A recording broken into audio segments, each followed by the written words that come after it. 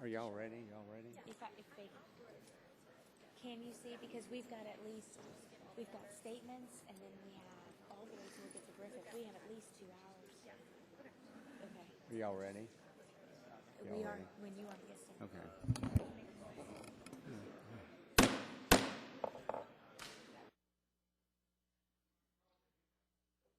We'll call the hearing to order this morning and look forward to the testimony of our panel. Before we get started, I want to just make a couple of comments relating to administrative issues. We had invited EPA representatives to testify at our hearing on Wednesday as well as today, and they were unable to attend. And as a result of that, we are going to have another hearing, and we're going to invite representatives of the agency to come. We know that there's more than 1 or 2 people that can testify over there, and I think that on this issue that we're looking at today as well as others, it's imperative that we have testimony from EPA. So my staff is going to work with the minority staff to schedule a time for Administrator Jackson or her designee to come before us in May after the Easter recess for a hearing with them. So this is another hearing on our, and now I'm going to recognize myself for a 5-minute opening statement. This is another hearing on the American Energy Initiative, in which we look at the impact of EPA regulations on providing fuel for our transportation needs and generating electricity for our other needs. In an interview with the San Francisco Chronicle back in January of 2008, then presidential candidate Barack Obama, when asked a question, said that his administration was going to have the most aggressive cap-and-trade system that was out there. And then he said, so if somebody wants to build a coal-powered plant, they can. It's just that our policies will bankrupt them because they're going to be charged a huge sum for all that greenhouse gas that's being emitted. That will generate billions of dollars that we can invest in solar, wind, and other alternative energy. Well, he was not successful in adopting a cap-and-trade system. But it's quite clear that EPA is taking up the mantle, and they are determined to pass regulations to increase the cost of coal and make other energy sources more competitive. Today we're going to focus on only 3 of the multitude of regulations in the queue at EPA, in which they're moving with unprecedented speed. And all of these are under Section 111 and 112 of the Clean Air Act.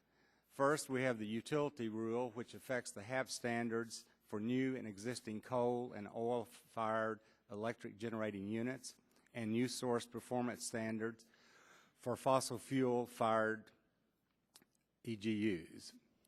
Second, we have the cement rule, which affects HAP standards and new source performance standards for the Portland cement manufacturing industry.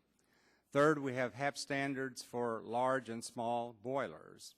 We also have a rule establishing new standards of performance and environment and emission guidelines for commercial and industrial incinerators. And a fourth rule regarding secondary material that are solid waste. I might also mention that every one of these rules is a result of a court settlement or a consent decree.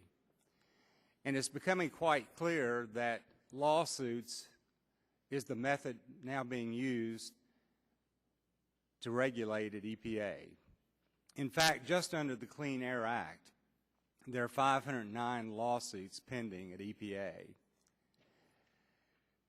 So we see this pattern of third-party groups filing lawsuits, EPA entering consent decrees, federal judges issuing giving legal fees to the parties that brought the lawsuits in the first place.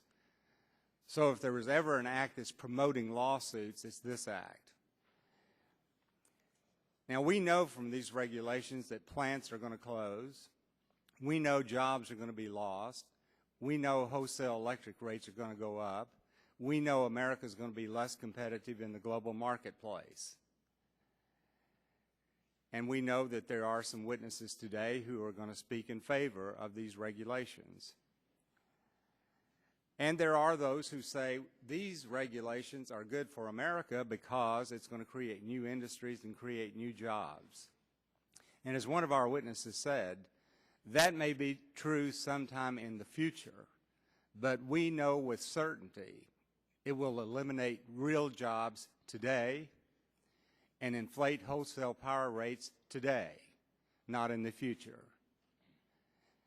And then we need to be concerned about our capacity. We need to be concerned about reserve margins. We need to be concerned about the cost. These regulations alone, under EPA's conservative estimates, will cost industry over $14 billion a year. So these are significant rules that will have a dramatic impact on America as we try to revive our economy. And so I look forward to the testimony. I know that we need to have people supporting these rules, and we need to have people opposing these rules, because we need a national debate on the direction that EPA is going and the method that they're using to get there. To try to have a 60-day comment period on a 1,000-page rule with 1,000 additional technical pages is unacceptable. So at this time, I recognize the gentleman from Illinois for his 5-minute opening statement. Well, I want to thank you, Chairman, for having this hearing, and I want to thank all of the guests for attending today's hearing. Mr. Chairman, I must say that your argument sounds persuading, but some of us are not persuaded that the EPA is the real culprit here. Today, Mr. Chairman, we will hear testimony from a variety of stakeholders on proposed or finalized EPA rules regarding new maximum achievable control technology, or MAT, and other standards for power plants, cement facilities, boilers, and incinerators. As you know, Mr. Chairman, Section 112 of the Clean Air Act mandates that EPA establish technology-based standards to reduce hazardous air pollutants, HAPs, that may contribute to increased cases of cancer, birth defects, and other harmful defects and adverse environmental impacts. We will all understand that EPA is required by law under the Clean Air Act to issue each of these rules on a specified schedule. And all of these schedules were actually mandated to be completed by the year 2000. Additionally, we all know that facilities will have an additional 3, in some cases even up to 4 years to comply with these rules once they are finalized, if state or federal authorities determines that additional time is necessary to install pollution controls. Now, Mr. Chairman, I'm not a math major, but it would seem to me that if these rules were supposed to be issued way back in 2000, and we're now in the year 2011, and facilities will still have up to 3 to 4 years to install these controls once they are finalized, then plant operators will have at least 15 years of delay in meeting these standards, even if all these rules were finalized today. Today, Mr. Chairman, we will be hearing contrasting testimony by industry stakeholders on how compliance with these rules will impact energy rates and reliability, jobs, and the economy as well. And this is a time for us to consider the impact of these rules on rates and reliability, on jobs. For instance, those utility companies that have been proactive in preparing for these rules, and some of these utility companies have been proactive in preparing for these rules, which everyone understood that they were coming. These prepared utility companies will testify on how these rules are balanced and they're reasonable, that EPA has engaged the industry in a transparent manner, and they have no problem meeting these standards because they have already invested in these control technologies. These forward-thinking companies, which must be commended and applauded and lifted up, will also testify that implementing these pollution control technologies can indeed advance economic growth, inspire innovation and competitiveness, and actually create good, well-paying jobs through the installation of scrubbers, air quality control systems, and other pollution control equipment. In addition to these economic benefits, we will also hear about some of the health and environmental benefits that compliance with these rules will bring. Specifically, just a reduction in mercury and particulate matter alone will lead to significant and tangible health benefits, including the prevention of thousands of premature deaths, non-fatal heart attacks, chronic bronchitis, and associated asthma cases. Of course, we will also hear the other side of the story as well. Naturally, these companies who have been less active in planning and investing in pollution control technology over the years will testify that they are, as a result, unprepared for compliance and will request additional time to do so. And in essence, they're going to be whining at the table. Since there's no legislation up for debate now, today, I will reserve judgments on the merits of pushing these rules down the road for future action once again, and I will look forward to today's testimony and the subsequent question of all of our witnesses. Mr. Chairman, with that, I yield back the balance of my time. Thank you. At this time, I recognize the Chairman of the Energy and Commerce Committee, Mr. Upton of Michigan, for 5 minutes. Well, thank you, Mr. Chairman. I, too, regret that EPA is not able to be with us this morning. The American Energy Initiative is an ambitious effort to take on all of the energy-related issues that the nation faces today and into the future. With high and rising gas prices, Middle East instability, and a domestic economy struggling to regain its footing and create jobs, the current energy challenges certainly are great. And with global industrial competition and related worldwide energy demand going nowhere but up, we need to take these issues on now before they get out of hand. What is most disturbing is how many of these energy challenges are self-imposed. 2 days ago, this subcommittee heard from Alaska's entire congressional delegation, many of them, as well as local officials, and all of them, and energy company representatives from the state. Alaska is practically begging to produce more of its substantial reserves of domestic oil and help bring down future gasoline prices. The fact that EPA continues to stand in the way is both inexplicable and unacceptable. America has plenty of outside enemies who would love to cut off our energy supplies. We don't need to make things worse by being our own enemy as well. Every bit as bad are EPA regs that raise electricity costs and stifle our manufacturing competitiveness. Our fifth day of the hearing on the American Energy Initiative deals with a set of regulations, those impacting utility steam generating units, boilers, and cement. Raising the cost of operating utility steam generating units means higher electricity prices for everybody. And since boilers and process heaters are used at nearly every manufacturing facility, they also certainly raise manufacturing costs. Few, if any, of the other countries, including our industrial competitors, are pursuing similar policies to raise the costs. Needless to say, there's not much of an export market for EPA's ideas on how to run this part of our economy. With unemployment long stuck above 8%, higher in manufacturing areas like mine, we need to be mindful of regs that make energy more expensive and discourage investment in the domestic manufacturing sector.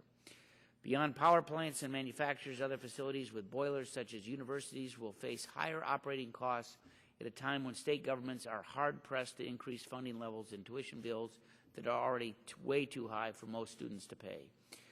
The goal is not to repeal these regs. It is to advance them in a reasonable way. Regs that reduce emissions without reducing manufacturing activity and jobs or creating other undue hardships. I look forward to the discussion and plan to incorporate what is learned into the American Energy Initiative, and I yield to Mr. Barton. Thank you, Mr. Chairman. Both Mr. Chairmans, thank you for holding this hearing. We have a very difficult economy. We all know that. The Environmental Protection Agency, I think this is our third or fourth hearing this week in which they've been invited to attend, and I think they have come to one. We could call them the Evaporating Personnel Administration, I guess. They don't seem to ever show up and be accountable. I will on your time. I'm always happy to yield on your time. They have consistently, they being the EPA, made problematic decisions with their proposed regulations, rulings, and in some cases pulling existing permits, as they've done in Texas, without cause. These threaten our nation's energy security at a minimum and our economic opportunity for sure.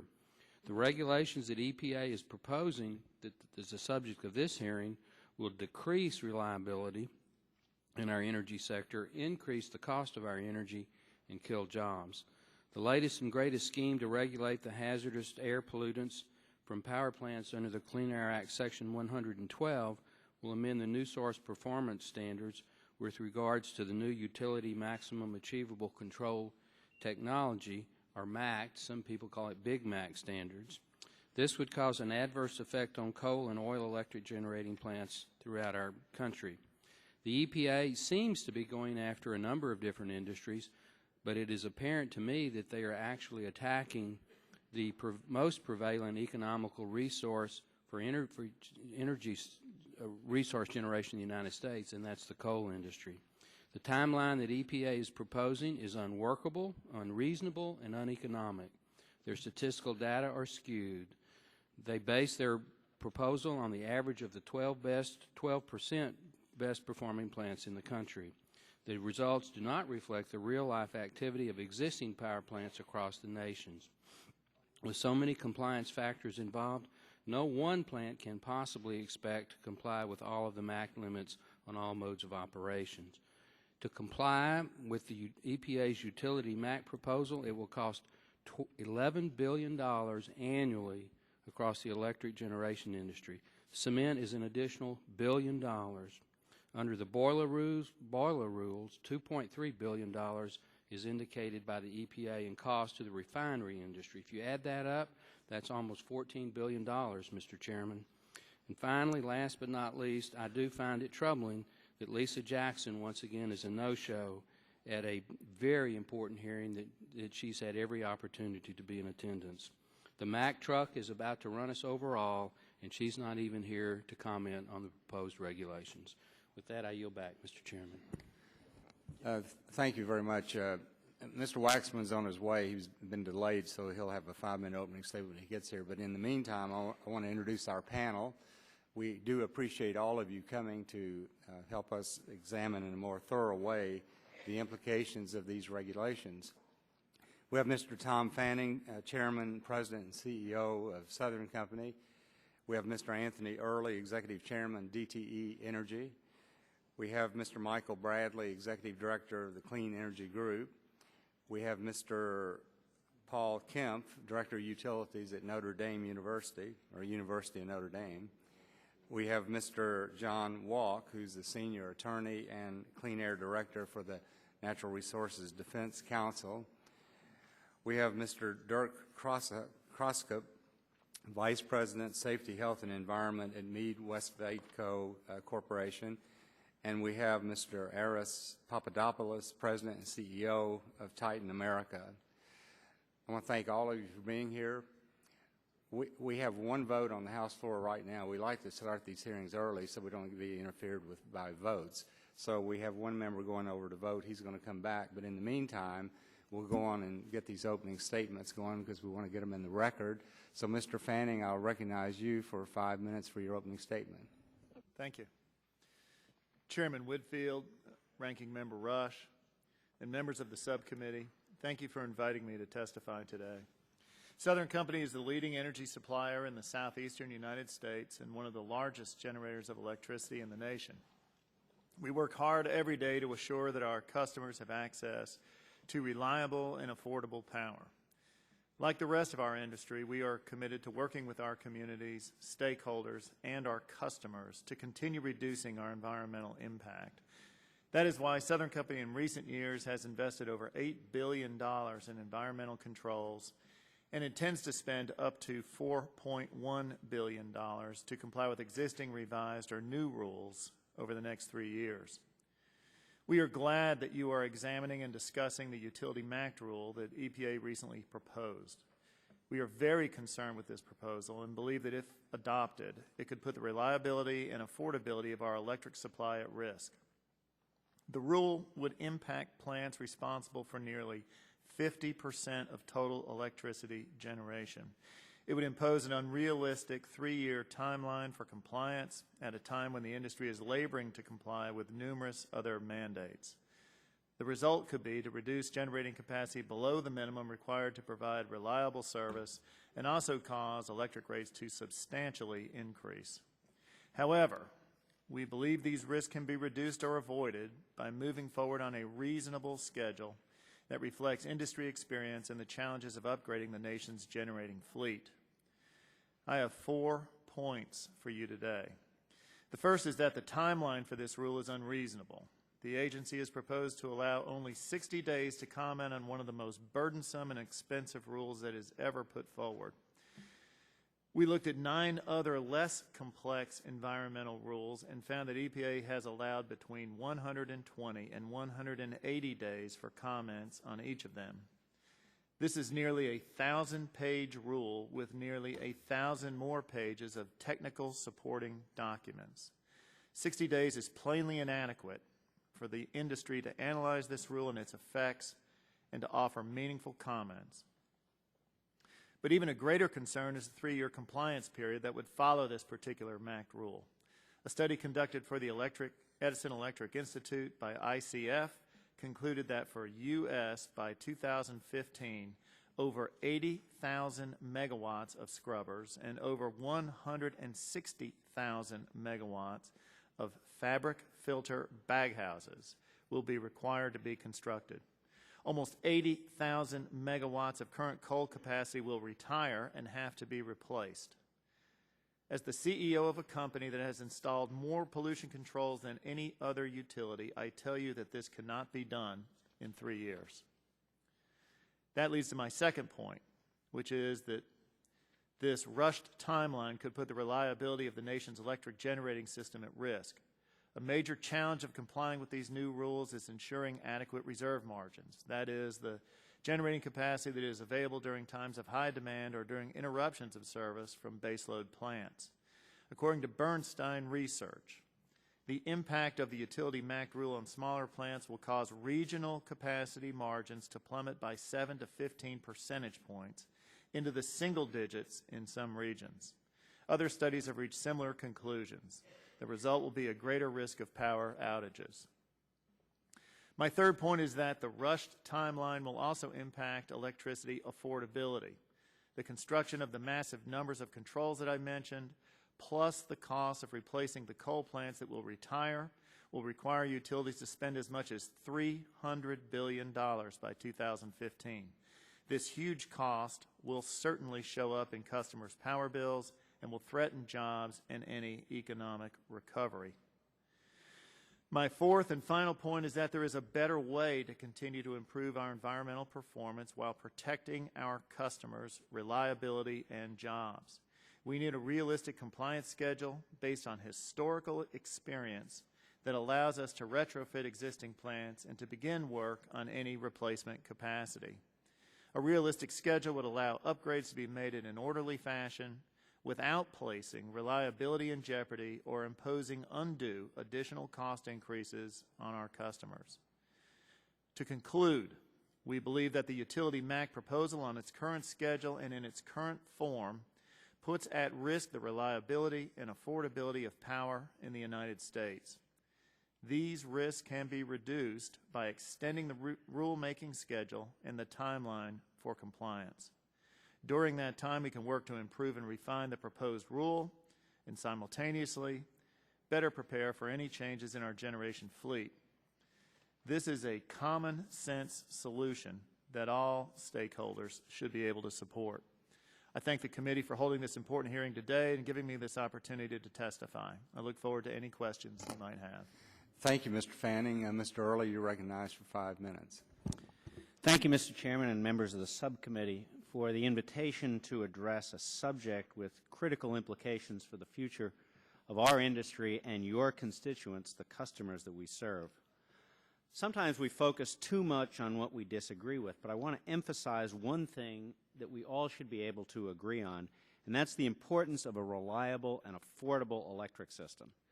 You only need to think back to the massive blackout of 2003 to understand the ubiquitous role that electricity plays in our economy and in our personal lives. Let me start by emphasizing that progress on the environment is vital, but it must continue on a schedule that can be efficiently and cost-effectively managed without requirements that jeopardize the economy and with a sensitivity to preserving the balanced mix of generation technologies that has served us so well in the past. My message today is not do nothing. My message today is to do something that will continue the tremendous progress we've already made. The key to success will be managing the timing, using a common sense approach to achieve improvements, and ensuring the benefits actually do justify the very real cost in terms of money and jobs. But I want to make it clear why this common sense measured approach is appropriate by dispelling the myth that we face some immediate environmental crisis. The progress that our industry has made in cleaning the air since the Clean Air Act was adopted in 1970 is one of the great environmental success stories, and I'll use my own company, DTE Energy, as an example. Over the last 35 years, we have reduced particulate emissions by more than 90% and sulfur dioxide and nitrogen oxide by more than 70%, at the same time increasing generation output by approximately 45%. And other electric utilities have accomplished similar results. The bottom line is our children are breathing air today that is far cleaner than the air that we inhaled as children. Having said that, we continue to make improvements. We're investing billions of dollars in environmental controls and clean energy technology. My concern with the EGU MAC is that it derails this approach and has very serious consequences. The proposed rule is flawed in a number of ways. First, it provides insufficient time to address these extremely complex issues. This rule will have far-reaching economic and energy supply impacts. Allowing just a 60-day comment period is totally inappropriate. The goal of completing these regulations by November seems equally inappropriate, considering the enormous amount of public comment that this rule is going to generate. Too much is at stake to move forward without proper vetting. Second, the proposed rule focuses on technology-based standards for some of the emissions, and for some of the emissions there is sparse data available to support these standards. The EPA is proceeding with regulations under the mistaken belief that reasonably priced technology solutions are currently available to control acid gases, non-mercury metals, and organics. For example, the low estimate for early plant retirements is based on the belief that the industry can meet acid gas limits using dry sorbent injection. It appears that the EPA made this determination based on one 3-week trial on one boiler type. Even the company that performed that evaluation recommends a more complete trial to better understand the technology.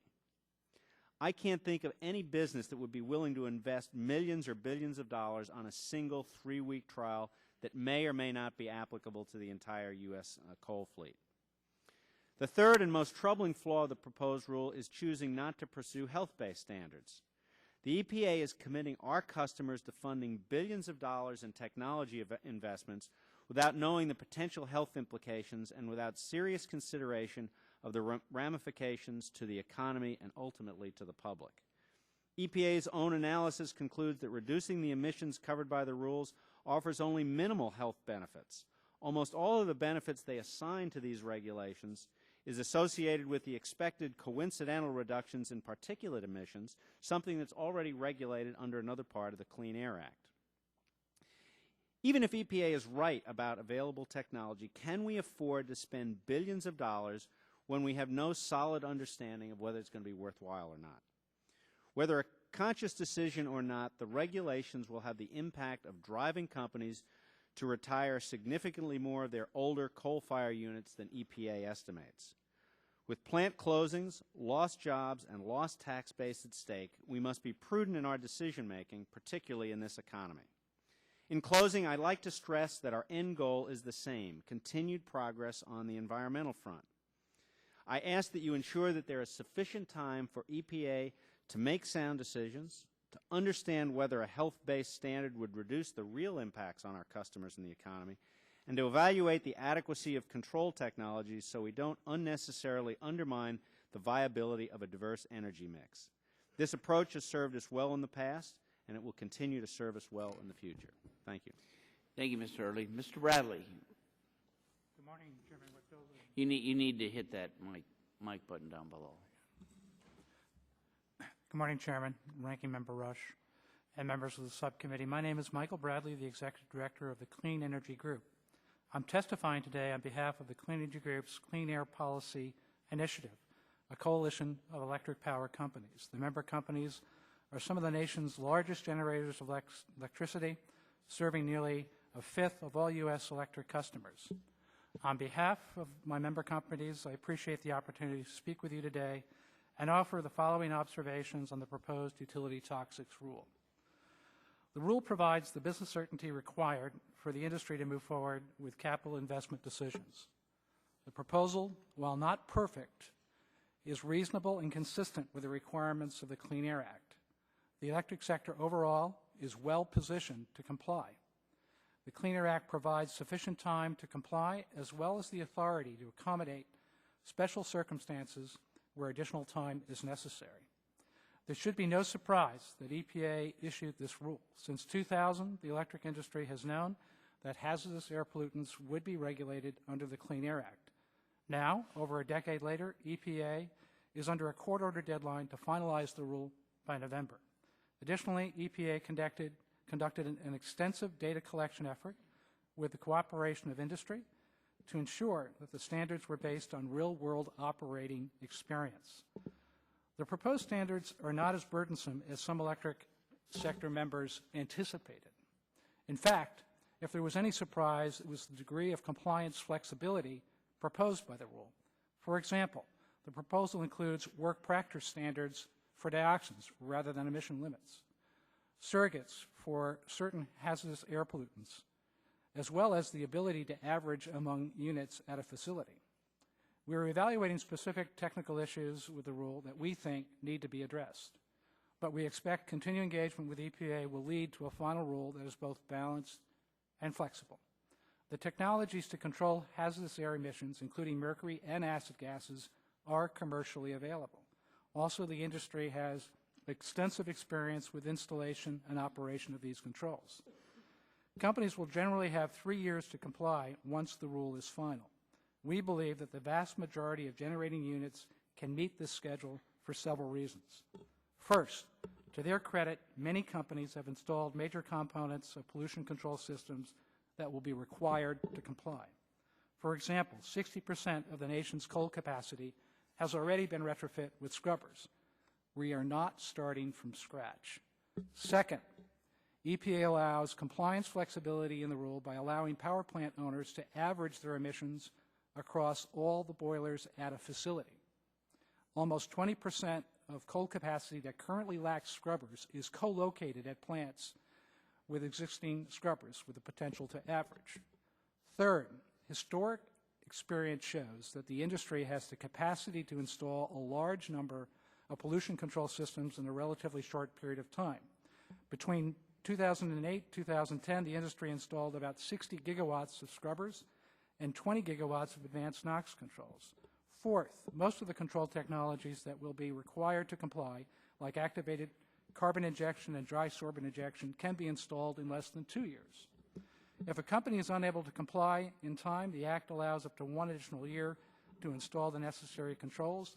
This will allow companies to manage multiple control installations and avoid potential reliability concerns. Furthermore, if the EPA has the authority and has used this authority in similar situations to provide additional time beyond the 1-year extension. To conclude, the Clean Air Act, amended by Congress in 1990 with overwhelming bipartisan support and signed by George H.W. Bush, requires regulations that limit hazardous air pollutions from the electric sector. In 2000, EPA took the first step towards regulating those emissions. And over a decade later, EPA now is working to finalize the rule. While complying with these obligations will require planning and significant resources, many companies are on their way to complying. There is no reason to delay the implementation of the utility toxics rule. Proceeding on schedule with the flexibility that's available will provide the business certainty that the industry is looking for. Thank you for your time, and I would welcome any questions you may have. Thank you. Mr. Kempf. Good morning, Chairman Upton, members of the committee, and thank you for inviting me to testify before the committee today. I'm the Director of Utilities at the University of Notre Dame. The university is a national Catholic university located in northern Indiana, 90 miles east of Chicago. It has a campus of 1,250 acres with over 140 buildings and a student enrollment of 12,000. Notre Dame was the first university in the U.S. to generate electricity powering lights in its main building shortly after Edison made incandescent lighting practical. The university takes seriously its leadership role in demonstrating stewardship, sustainability, and social justice, and therefore seeks to be a leader in all areas, including energy and environment. We are proud of the efforts of our student group, Green ND, and our Office of Sustainability, which have led a number of energy and environmental projects. I appreciate the opportunity to tell the committee about the challenges facing Notre Dame and many other universities across the nation as we strive to comply with the full range of pending EPA regulations. We at Notre Dame are most immediately concerned about the suite of 4 rules known as the Boilermact rules. These rules will significantly impact many universities, including Notre Dame, which installed their own utility plants to ensure a reliable and an affordable source of energy for their campuses. These plants are efficient, cost-effective, and environmentally sound source of energy for universities. EPA's final rules, however, impose unrealistic and costly requirements that EPA has not justified by corresponding reductions of hazardous air pollutants. EPA's Boilermact rules will require significant changes, many of which are not achievable, affordable, or realistic in the time frame set out by EPA. Improving the environment at reasonable cost-benefit rates is certainly in all our best interest, but the recent rules will require significant additional capital and operational expenses, assuming compliance is even possible. Compliance testing costs alone will likely increase nearly 20-fold from the expenses based on levels of testing and testing frequency. Universities face unique challenges in adapting to new rules. Most universities plan over a decade or more. Also, universities are unable to make the types of changes that are options for businesses. We cannot consolidate with other universities, move to a different state, or even overseas. Raising prices for our customers would be a hike in tuition imposed on our students and their families, already stretched by the nation's struggling economy. At Notre Dame, we have had a combined heat power system since 1953, one of the first universities to adopt this highly efficient and environmentally conscious means of producing energy. Our CHP system includes 3 coal-fired boilers and 3 gas and oil boilers and produces 55% of the campus's electrical demand. This fuel diversity offers a hedge against volatility, shortages, and market factors. Regulation should not make it impossible to sustain the reliability and energy security provided by our system.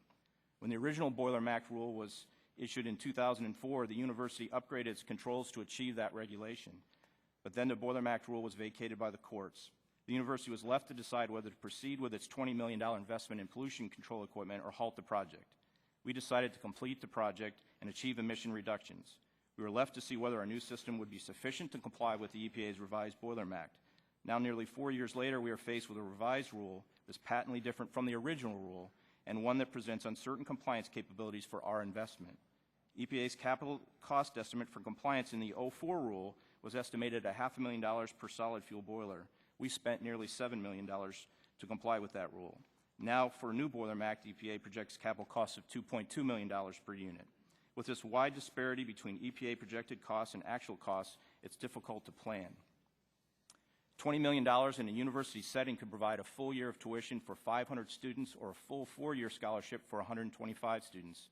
Before we commit more millions of dollars for resources, EPA should take the necessary time to address the fundamental issues with the rules.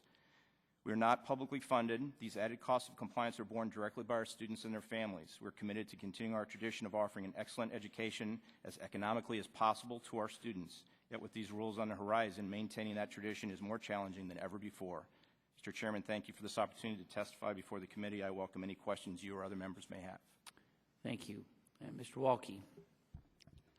Thank you, Chairman Upton and members of the subcommittee. My name is John Walk, and I am Clean Air Director and Senior Attorney for the Natural Resources Defense Council, a national public health and conservation organization with 1.2 million members and online activists nationwide. Power plants, industrial boilers, and cement plants are the largest emitters of mercury and scores of other toxic air pollution in the country today.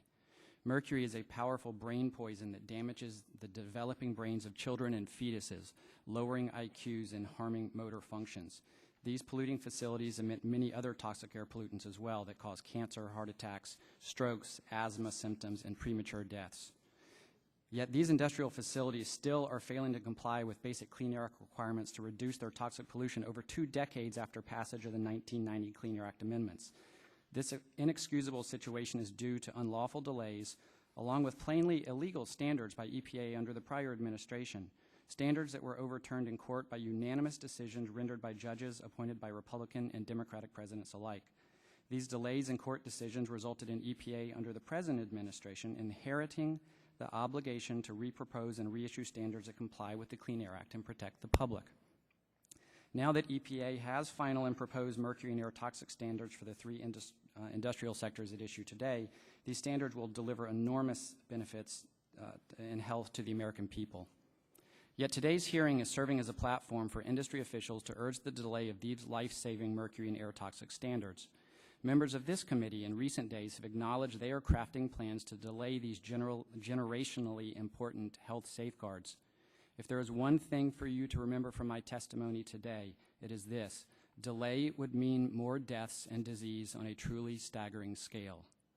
If these health protections were to be delayed by even a single year, such delay would result in up to 26,000 premature deaths, 16,500 non-fatal heart attacks, 178,000 asthma attacks, 18,000 hospital admissions and ER visits, 1.3 million days when people would miss work or school, and nearly 8 million days when people would restrict their activities.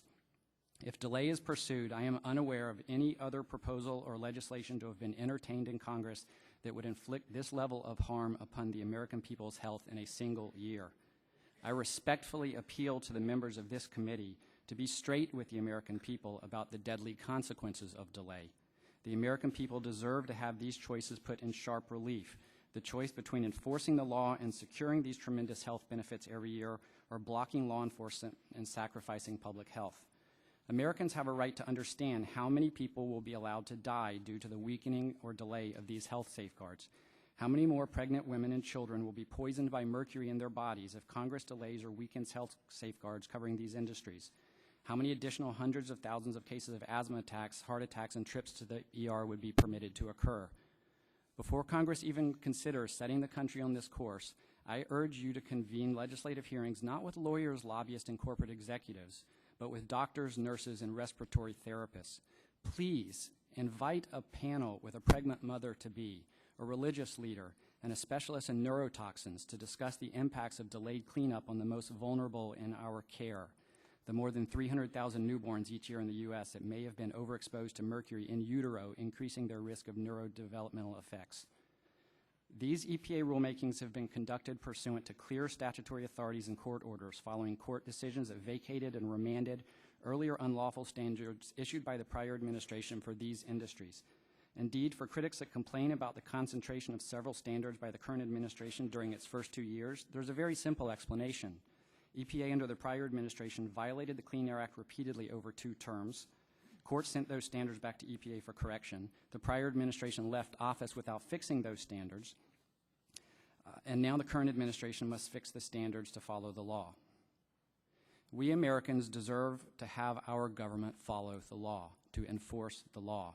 Americans have the right to clean air, a right conferred in the Clean Air Act of 1990 by a Republican president, 89 senators, and 400 members of this House. Congress should not take away our right to clean air. In conclusion, there can be no claim that EPA lacks statutory authority to protect Americans against poison and cancer-causing chemicals.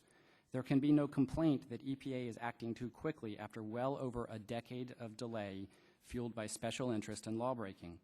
There should be no willingness to entertain delays of health protections that will avoid up to 26,000 deaths, nearly 180,000 asthma attacks, and mercury poisoning of society's most vulnerable. I respectfully ask you to let the clean air work to protect the health of all Americans. Thank you. Thank you.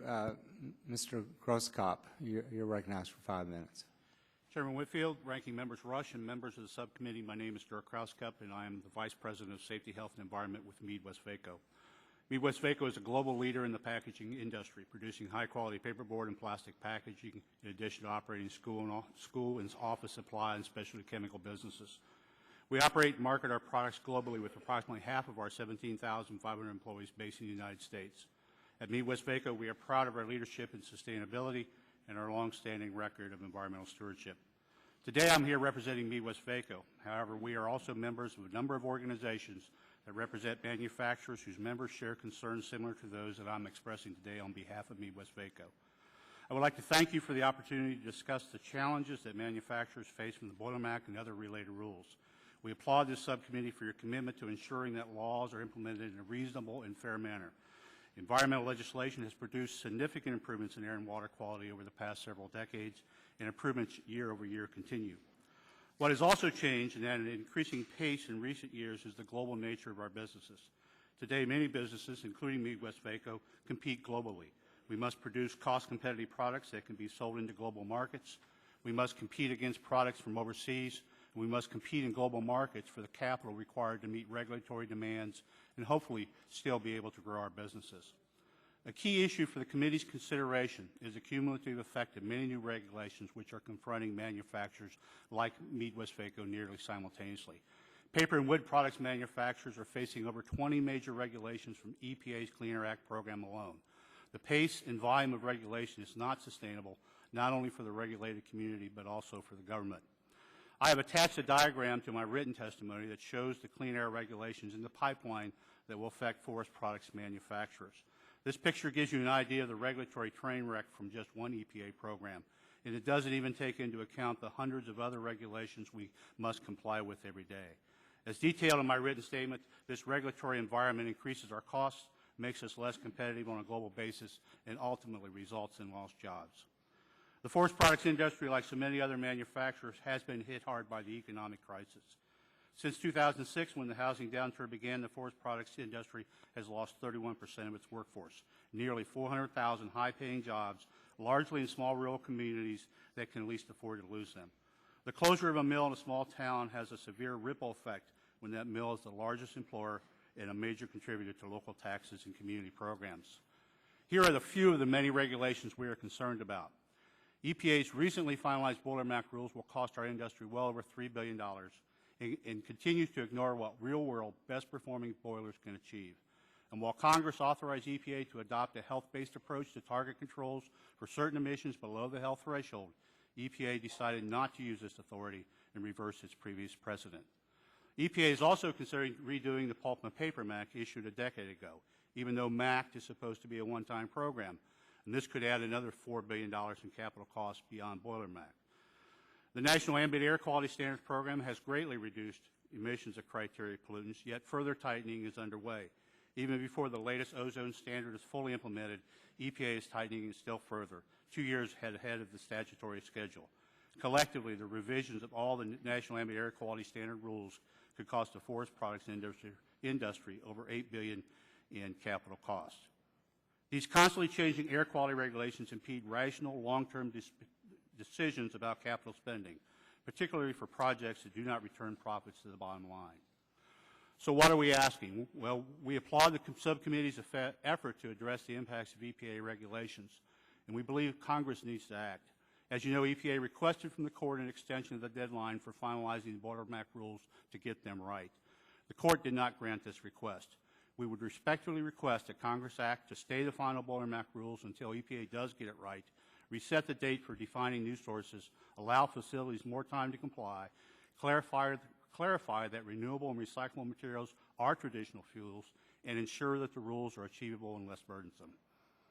We also urge this committee to continue its efforts to shine light on the impact of EPA regulations facing manufacturers over the next decade.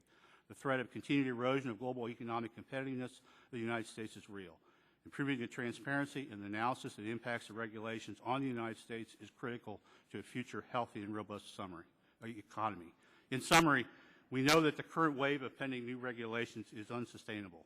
This uncertain regulatory environment not only costs current jobs, but also prevents new jobs from being created.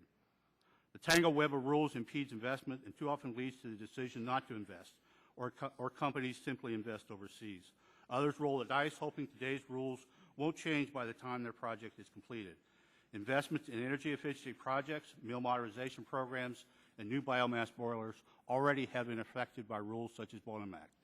Unfortunately, it's easier to see the jobs that are lost after the fact, but the greatest damage may be unknowable. The project's never built, the product's never made, the job's never created. Thank you for listening and for your willingness to help. Thank you. Mr. Papadopoulos, you're recognized for 5 minutes. Mr. Chairman and committee members, my name is Aris Papadopoulos. I serve as CEO of Titan America, a cement manufacturer and concrete producer. Would you turn your microphone on? In 8 states, employing over 2,000 Americans.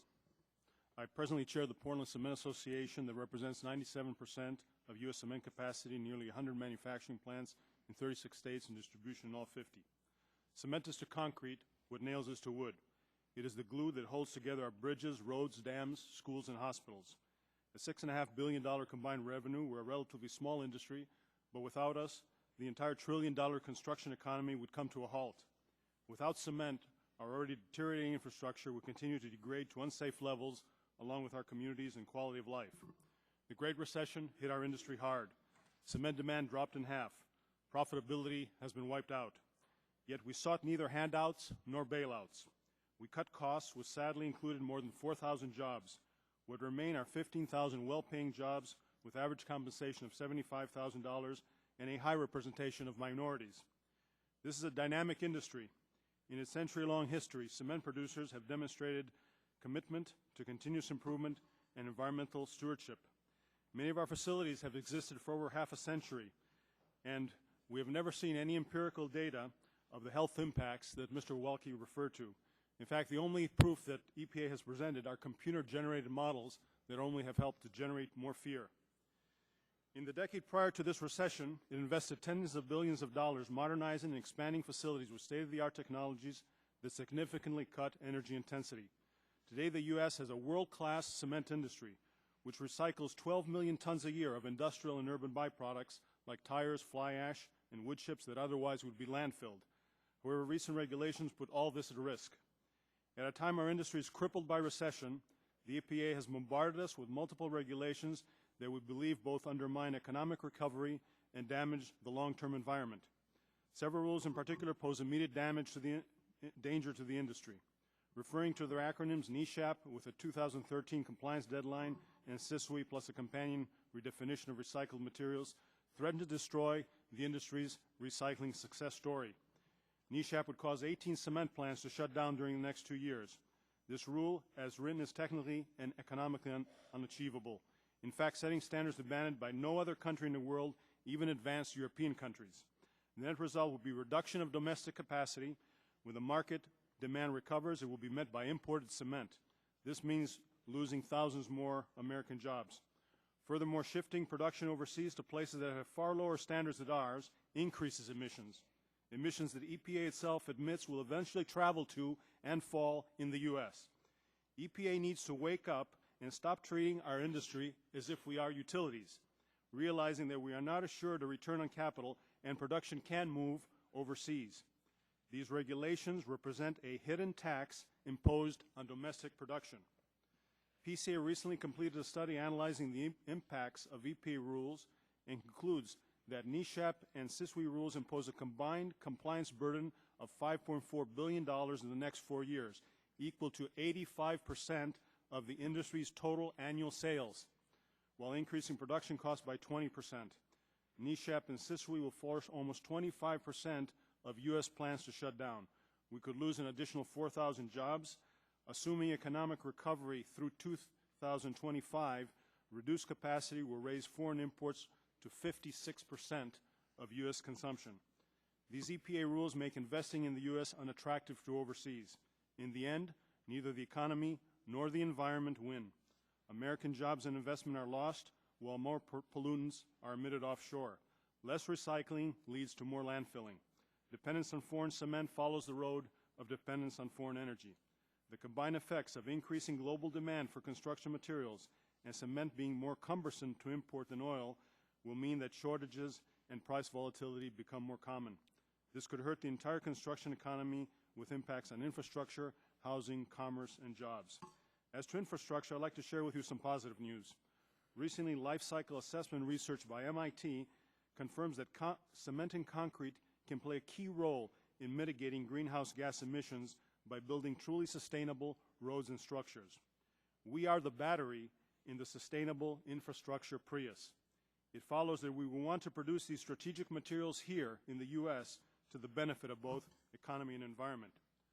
Congress needs to step up and take back legislative ownership by establishing win-win policies like those suggested by MIT's research, create a climate that encourages rather than discourages domestic investment by taking immediate action to address onerous regulations and place a near-term moratorium on more rules.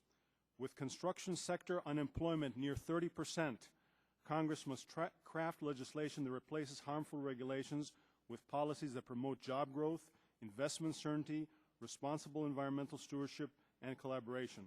This will revive private sector confidence, create good jobs for Americans, and restore economic prosperity. Thank you for this opportunity. I'd be happy to answer any questions. Thank you, Mr. Papadopoulos.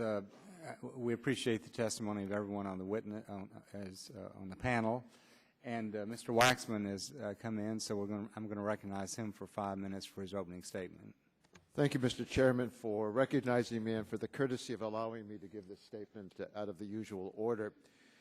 Mr. Chairman, I fear that what we're seeing is another in a series of assaults on the Clean Air Act. Chairman Whitfield announced yesterday that after the recess we'll consider legislation to delay implementation of the rules to reduce toxic air pollution from utilities, boilers, and cement plants. I think that would be a major setback for clean air. If we delay these requirements to clean up toxic air pollution, our children and many other Americans will suffer serious and in many cases irreversible harm. Toxic air pollution from power plants, industrial boilers, and cement plants include mercury, lead, which harm brain development in babies and children, arsenic, chromium, and nickel, which cause cancer, and acid gases, which damage the lungs and contribute to asthma, bronchitis, and other chronic respiratory disease, especially in children and seniors. These facilities also emit particulate matter, which causes heart attacks, strokes, asthma attacks, hospital admissions, and premature death. And these are big sources of pollution.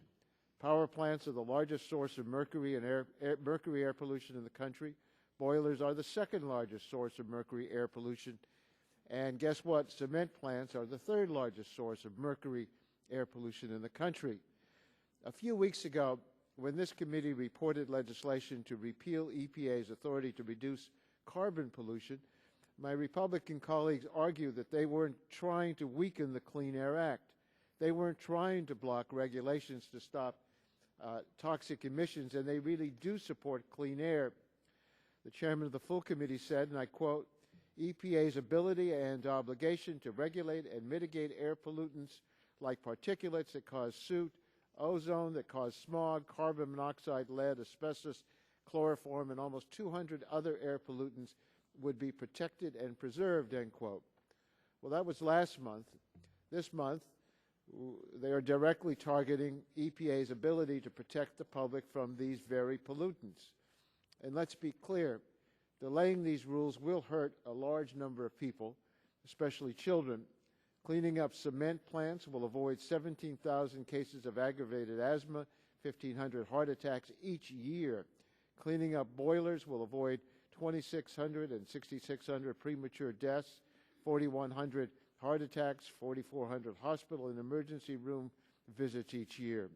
And cleaning up power plants will avoid somewhere between 7,000 and 17,000 premature deaths, 11,000 heart attacks, and 120,000 cases of aggravated asthma each year. For every year these rules are delayed, thousands of Americans will die prematurely. Each year there will be over 150,000 cases of aggravated asthma, and many of them children. There will be 1.3 million additional lost days of work. It's been 40 years since we adopted the Clean Air Act, and the three industries that are largest sources of toxic air pollution in the country still don't have to use readily available technology to clean it up. American families have waited long enough. Over the years, when I've worked on clean air, I've heard complaints about the costs of regulation more times than I can count. And every time, once we set the standards, industry applies American ingenuity and technical know-how and gets the job done, almost always below the projected costs. I have every confidence that they will do it again here. But that won't happen if Congress repeals or blocks the Clean Air Act and stops EPA from doing its job. Some of these regulations have been delayed over a decade, and it's time that we let EPA get on with its job. I yield back the balance of my time, and thank you so much, Mr. Chairman, for allowing me this opportunity to make my statement. Thank you, Mr. Waxman. The last amendments to the Clean Air Act were in 1990, and I do think Congress has a responsibility to review these acts and even make changes when necessary. And one of the reasons we have these hearings is to try to get testimony of different groups to see what they think about it. I would ask Mr. Fanning and Mr. Early just to start off with. Mr. Waxman, who is quite familiar with the Clean Air Act, said that technology is readily available to meet this utility max standard, and also said that historically industry gets the job done below anticipated cost. Would you all react to those two statements? Yes, Mr. Chairman. A couple of observations. First of all, the Clean Air Act amendments of 1990 gave us tremendous flexibility. The concept of emissions allowances gave us the opportunity to schedule the addition of new environmental controls over a time frame that made sense to minimize costs. This rule does not give us that flexibility. It is on a very tight time frame that is going to drive costs up and actually strain the ability to actually install the equipment because of limitations on people and equipment and the like. The second issue is around the availability of technology. As I mentioned in my testimony, with respect to acid gases, that the EPA assumes that dry sorbent injection technology will achieve the standards that they've set. And yet they admit that it's based upon one 3-week study on one particular type of boiler. Well, in our industry, there are dozens of different boiler types, and when you start injecting materials into the boiler, it does have an impact on how the system operates.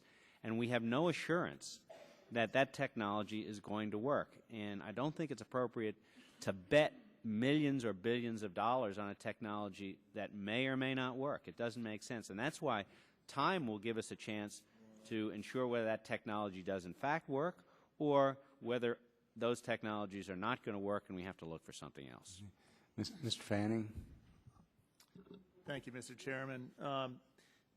These standards that are proposed are unlike any other that has been proposed to date. Unlike acid rain, NOx, SIP, CARE rule, the Clean Air Interstate rule, these standards require compliance with unit-specific emissions by a specified date, and that date would appear to be unreasonable. When you think about the evaluation period that we have for this rule, 60 days for a 1,000-page proposed regulation with 1,000 pages of underlying documentation, some of which we haven't even seen yet, it is not clear that the science being proposed will in fact work. There are significant disagreements that we have, and I must say that Southern Company is by far the leader in our industry in proprietary research and development. We have deployed over $10 billion, or will have deployed over $10 billion of environmental control equipment. We have developed our own environmental control equipment that performs at levels well in excess of industry standards and is able to be deployed 10 to 20% cheaper than what our peers are able to do. We don't believe that some of the levels that are proposed are workable. And I think, just following on what Tony said, I think that when you consider what the EPA has proposed in terms of what will be required as a result of this rule, 24,000 megawatts of scrubbers, I think the number will be more like 80. They have a very low number for what might be the retirements, and therefore we'll have to replace that generation to provide reliability for the benefit of our customers. We think that number is going to be 70 to 80,000. So this is a very different landscape. Okay. Thank you, Mr. Dingell. I'll yield to you. You are most courteous, Mr. Chairman. This question, just yes or no, to our last two witnesses who commented, Mr. Fanning and Mr. Early. What you're really telling us is you need more time to see to it that the requirements that are imposed upon you will in fact work and give you a solution that's in the public interest as opposed to just big expenditure of money. Is that right? Yes, sir. Thank you. And I thank you, Mr. Chairman, for your courtesy. Thank you. Mr. Papadopoulos, in your testimony, you had indicated that you would anticipate that cement factories actually would close down if this rule is implemented. Is that the case? That's correct, Mr. Chairman, especially particularly older plants. Excuse me? Bring it closer to you. Yeah. Particularly older plants that cannot really justify these large investments will be the ones that close down. And plants that don't have the life of reserves of some of the big. How many would that be? Well, we're talking about 18 plants from just one rule, and probably another 2-3 plants from the recent rule on waste, SISWE rule. Well, my time has expired, so I recognize the gentleman from Illinois for 5 minutes. I want to thank the chairman. Mr.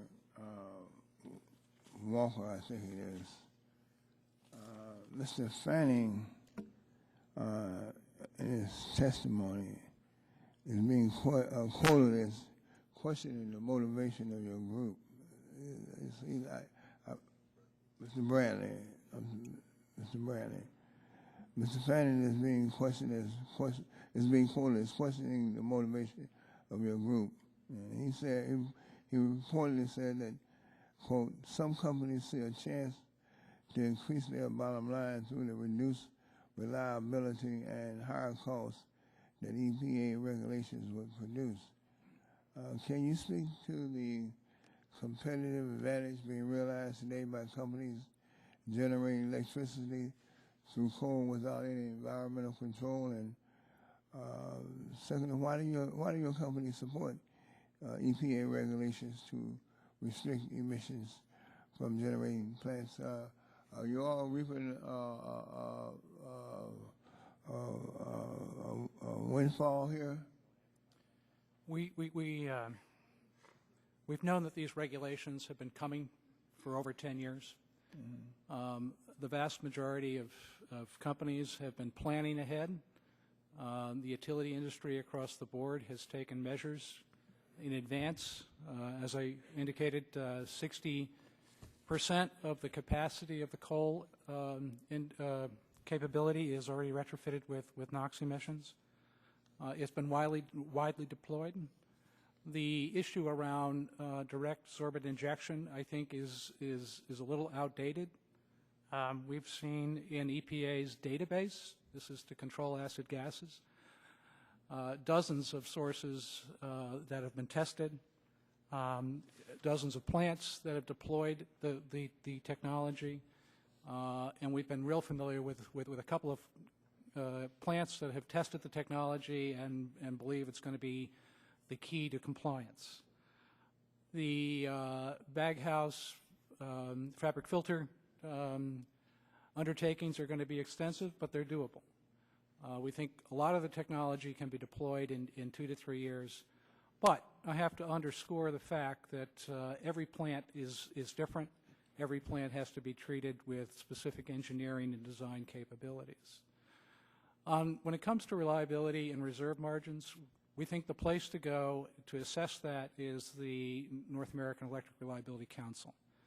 And at least in the Southeast, they have projected very healthy reserve margins over the course of the future, 2014, 2019. And given the history and the innovation that the industry has brought to the table in the past, we believe that there's no reason to introduce legislation to delay the implementation of the utility toxics rule. Thank you. Mr. Papadopoulos, it's been reported here, and I have a copy of an article from the News and Observer. I guess this is a local paper, and about your company's ill-advised resort to going to court. And are you familiar with what they call a slap suit? Sorry, Congressman, I didn't understand your question. I said, are you familiar with what is termed a slap suit? No. All right, a slap suit is a suit by which a company uses litigation to try to chill public protests against a company or a project.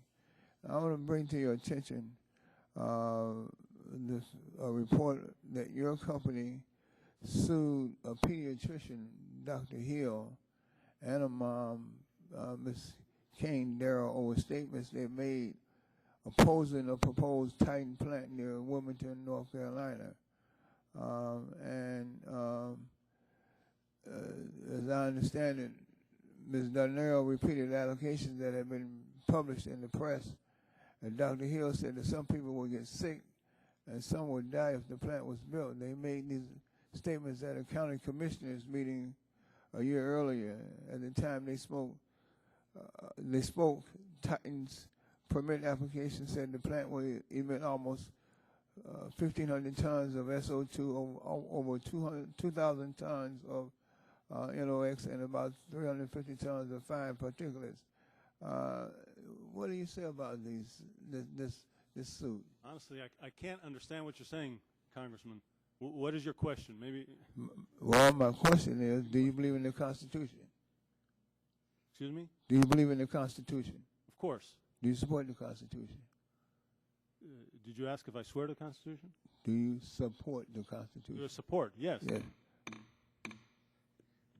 Well, time's expired. Recognize the chairman of the committee, Mr. Upton, for 5 minutes. Well, thank you, Mr. Chairman. Mr. Fanning and Mr. Early, I guess, Mr. Early, in your testimony, you talked about if these utility MAC rules, if the timing stays 60 days to review, begin to see them implemented, 1,000 pages of regulations. You indicated in your testimony that you would be probably forced to retire nearly a third of your plants. Is that accurate, right? Yes, Mr. Chairman. We estimate between 20 and 30% of our capacity will have to be retired if these rules stay as they are. And how fast would that have to occur? That would have to happen over the next 4 years. There would not be enough time to build new capacity to replace it, given the timetable of this bill. So you'd have to purchase power from somebody else? We would be forced to purchase power on the open market. And how easy is that to do? Well, if the power is available, it's easy to do. What will happen is it will drive the price of electricity on the market. The laws of supply and demand can't be repealed, and we'll be paying more, and our customers will be paying more for electricity. And how much more do you think that would be? Our estimate is that the overall cost to our customers is in the range of 25% increase if these regulations are implemented. So as we come from Michigan, where we're already getting pounded with higher unemployment, this would add to those costs in a pretty dramatic way. Absolutely, Mr. Chairman. And remember, it's on top of environmental controls that we already have installed that our customers are paying for, and the multiple regulations that are in the pipeline, which will add to these costs. So it will be a significant burden for our customers that are challenged and are struggling to recover from the Great Recession. And Mr. Fanning, is that about the same case for Southern Company too? Yes, sir. We estimate the economic impact would be an increase in prices of about 25% for the Southeast. And it would impair reliability potentially, which hurts economic growth. Mr. Papadopoulos, some have suggested clean it up. Some others would say these regs come in, it'd be move them out. Where is your competition for cement? What other countries? Is my question. What other countries compete? Mexico and China? Yeah, Are they your prime competition? Back when we had a very... I don't know that your mic button's on. Just, yeah. When we had a very strong construction industry, let's say in 2005, the U.S. was importing about a third of its cement needs. And the countries that were coming from, Asia was a big importer, China, Thailand, Korea, countries in Latin America, Mexico. And what type of regulations do they have on producers of cement in Mexico and China? Well, they are moving, but they are decades behind us. Decades behind us. Decades behind us. And if you kept all your production in the U.S., what would the additional costs be? Well, what we've pointed out here through our study is that to comply with just a couple of these, and we don't know if this is the end of the pipeline, this is the big uncertainty in our industry and probably other industries, is going to take $5.5 billion, 85% of our annual sales. And it's going to, on the other hand, not even help our costs. It's going to actually increase our costs by 20%, making us even less competitive with imports from overseas. Mr. Fanning, could you walk me through the Franken plant exercise that you cited in your testimony? I'm sorry, say it again. The Franken plant? Oh, yes, sir. Yeah, so a lot of the design characteristics that would follow the implementation of a MACT for different kinds of emissions are designed to provide a MACT for one and then another and then another. It does not take into account the consolidated impact of all the emissions and therefore a single design. What they would do is pull together the maximum available control technologies for each different design and therefore create a plant, frankly, that may not be workable. That's why we use the phrase Franken plant. Mr. Kemp, I'll confess I'm a Michigan man. It's okay. I'll be in South Bend tomorrow. That's where my plane comes in, and I root for the Irish in a lot of different ways. And a great university. We have a very good rivalry, as you know. And as I visit some of my universities, Western Michigan University as an example, I visited their power plant. So you have spent $20 million on your facility in the last 10 years? Correct. That was our activity to achieve the original MACT when it was promulgated. And it does not comply with these regs? Oh, well, the equipment we purchased, obviously we sought a margin of compliance below the limits that were in the 04 rule, but the new limits that are proposed are below the guarantees that we achieved from the manufacturers of the equipment. Thank you. My time has expired. Gentleman's time expired. The chair now recognizes Chairman Emeritus Mr. Waxman for 5 minutes. Thank you, Mr. Chairman. In his testimony, Mr. Fanning told us that, quote, the major flaw in EPA's analysis is that it makes overly optimistic assumptions about the effectiveness and availability of certain control technologies, end quote, specifically dry sorbent injection, or DSI. Mr. Early's testimony stated that EPA makes its determination about DSI based on 1 3-week trial. Mr. Bradley, what can you tell us about DSI? I can tell you that I'm not exactly sure how EPA judged its estimate on DSI. I can also tell you that in the NEDS database, you can look and see that dozens of units have been retrofitted with direct sorbent injection. These typically are smaller units, but it's a key component to achieving compliance with the standards. So it's already in use? Absolutely. Let's see. And it's my understanding that the industry's cost assumptions and projected retirements depend on DSI not being available as EPA projects. Could you elaborate? Do you think it would? Is that Certainly. accurate? I think there have been a variety of analyses looking at this situation prior to EPA proposing the rule. Now that the rule is out and the standards are set, and the standards are not as aggressive as I anticipated. This is for mercury, for PM, and for acid gases. And they introduced quite a bit of flexibility that I think a lot of the folks in the industry didn't anticipate. When you take all that into account, I think you're going to see the costs are going to be lower than what has been projected, and certainly the retirements will be less. I think it's important to recognize that NERC looked at retirements prior to EPA's rule coming out, and their projection is in the range of 15 gigawatts. If you look at EPA's estimate plus what they saw happening naturally due to economic drivers like low gas prices, they're pretty much in the same range. But you know, it's probably going to be on the lower side of the ranges that have been proposed previous to the rule. Well, Southern Company disagrees with you. Now we've heard from Southern on this topic before today. In 2004, Southern weighed in on EPA's first attempt to reduce mercury from power plants. They said that mercury control technologies were not commercially available and that the industry couldn't meet standards based on such controls. In fact, Southern official Larry Monroe stated that I quote, and I want to quote him, "With straining to do it, it is in the 2015 to 2018 timeframe that industry can get there," end quote. 3 years later, without any EPA requirements to use mercury-specific control technology, it was already in use on 11 units. Today, almost 100 units are using the technology. These standards could and should have been adopted years ago, and if industry hadn't said the cleanup couldn't be done, we would have already done it.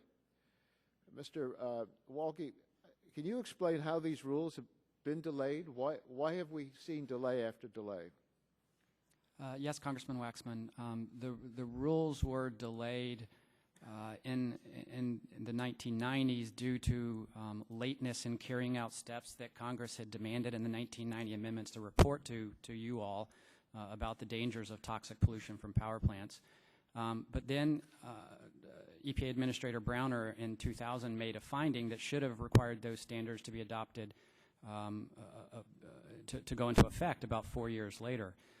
Instead, the Bush administration did a total U-turn and adopted a rule that was struck down in 2008, consuming the entire 8 years of its 2 terms, preventing any regulation of arsenic, lead, and the rest from power plants. So rather than get going and getting this accomplished, we saw delays, industry pushed for delays. There was, I have to say, there was strong pressure from some of my co-panelists to prevent EPA from adopting those regulations, and the Bush administration succumbed to that pressure and decided to do that. And the courts rejected their arguments. Not only did a court with Republican and Democratic appointees reject the arguments, but in fact they quoted Lewis Carroll's Alice in Wonderland for the absurdity of the legal argument that the Bush EPA had relied upon in unanimously rejecting that rule. Well, at last, EPA has proposed a defensible standard. It's consistent with the Clean Air Act. It would save thousands of lives, prevent brain damage and untold numbers of children. I don't think we should be shocked to see the industry here today asking for as long as 10 years delay. These rules have been delayed long enough, and industry has had plenty of notice. We must not deny our children these protections any longer. Thank you, Mr. Chairman. Gentleman from Texas, Mr. Barton, is recognized 5 minutes. Thank you, Mr. Chairman. Let me say at the beginning that I'll stipulate that mercury is a poison and a pollutant, and that SO2 is a pollutant, and that these new standards, if adopted, would reduce those pollutants. So I'll stipulate that. Having said that, it's a puzzlement to me If you look at the indices for air quality in the United States, according to the criteria of pollutants that are covered under the Clean Air Act, our air quality is improving almost everywhere in the country. In the areas that it's not, it is primarily places like Southern California, where you have just a tremendous number of people and huge number of mobile sources, and a geography that traps the pollution from tailpipes, and it's just very, very difficult to clean that up. So, you know, if you look at the facts, and then you look at these proposed standards, I'll even stipulate that they'll make the improvement in the pollution control, but the question is it worth the cost? And if you want to know what the cost is, just look at what happened at the TVA yesterday. TVA announced a settlement with EPA that's going to close 18 of their coal boilers, close one of their coal-fired power plants, reduce the amount of electricity capacity by 16%. They also agreed to spend an additional $5 billion in the next few years on the plants that they're not closing and the boilers are not closing. If we adopt these standards, that's what you're going to see across America. The older plants are just going to close because it just doesn't make sense to spend the money, and you don't get the environmental benefit. I stipulate you'll get the cleanup in terms of lowering emissions, but there's not a real health benefit. Now, I want to apologize to you, Mr. Is it Wade? Wade? Walk, Congressman. Walk. Okay, I'm Yes, sorry. sir. I'm Yes, not sir. being facetious. No, sir. We tried to get the EPA here, and they wouldn't come. So you're the next best thing, okay? I'm not sure how I feel about that, Congressman Barton, but it's not personal, I assure you. I won't take it personally. But you say... Well, the gentleman, just for a moment. Very briefly. I keep hearing the gentleman refer to we've tried to get the EPA to come, and I just don't think that that's consistent with what we've been experiencing over these last couple of months. We don't give the EPA proper notice. And I know they got a lot of employees over there, but they have very few employees who have this kind of expertise and who are in a supervisory position.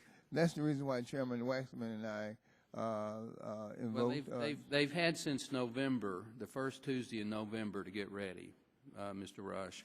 And we've had a number of hearings, and I would encourage you to encourage them to show up so we don't have to. With all due respect to the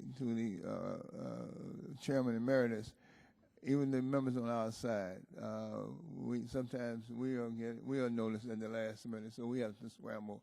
And we're here in the same building and operating in very close contact with you.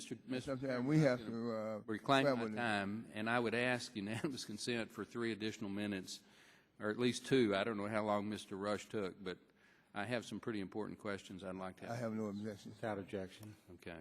Now, let's go back to you, Mr. Walk. In your testimony, you say that these standards would save 17,000 lives in terms of premature deaths a year, I think. Is that not correct? That's taken from EPA's projecting it up to 17,000 We'll stipulate it's a lives. number you've gotten from somewhere else. Yes, sir. I want to ask every private sector individual here. I'll start with Mr. Fannin. How many cases in your company were there last year of mercury poisoning reported? None that I know of. Does anybody know of any mercury poisoning because of emissions from any of your plants? Do you know how many there were in the country last year? 0. What about SO2? Any of you have any history in your plants of SO2 poisoning? Now, we cut SO2 emissions by 50% in the last decade, and this, if implemented, cuts it another 50%, but takes it from 4 million tons a year annually to 2 million. Now, Mr. Walk, again, it's not your statistic, but it's reported all the time. There is absolutely nothing to back it up. Congressman Barton, with all Nothing. due respect, Do you know that's how not many? I'll correct. ask you. How many pounds of mercury is emitted from an average 500 megawatt coal plant a year? Congressman Barton, those deaths know are the attributed number? to deadly soot pollution, particulate Do you know the matter, number? not mercury. So I want to be clear the basis for my claim. It's particulate matter that kills people. EPA is not claiming All right, mercury and let's deaths. see that backed up. Okay, I'd be happy to, and that's a great thing for this committee Okay. to convene a hearing on with the National Academy of The Science average and EPA. 500 megawatt coal-fired power plant produces 3 pounds of mercury a year. 3 pounds.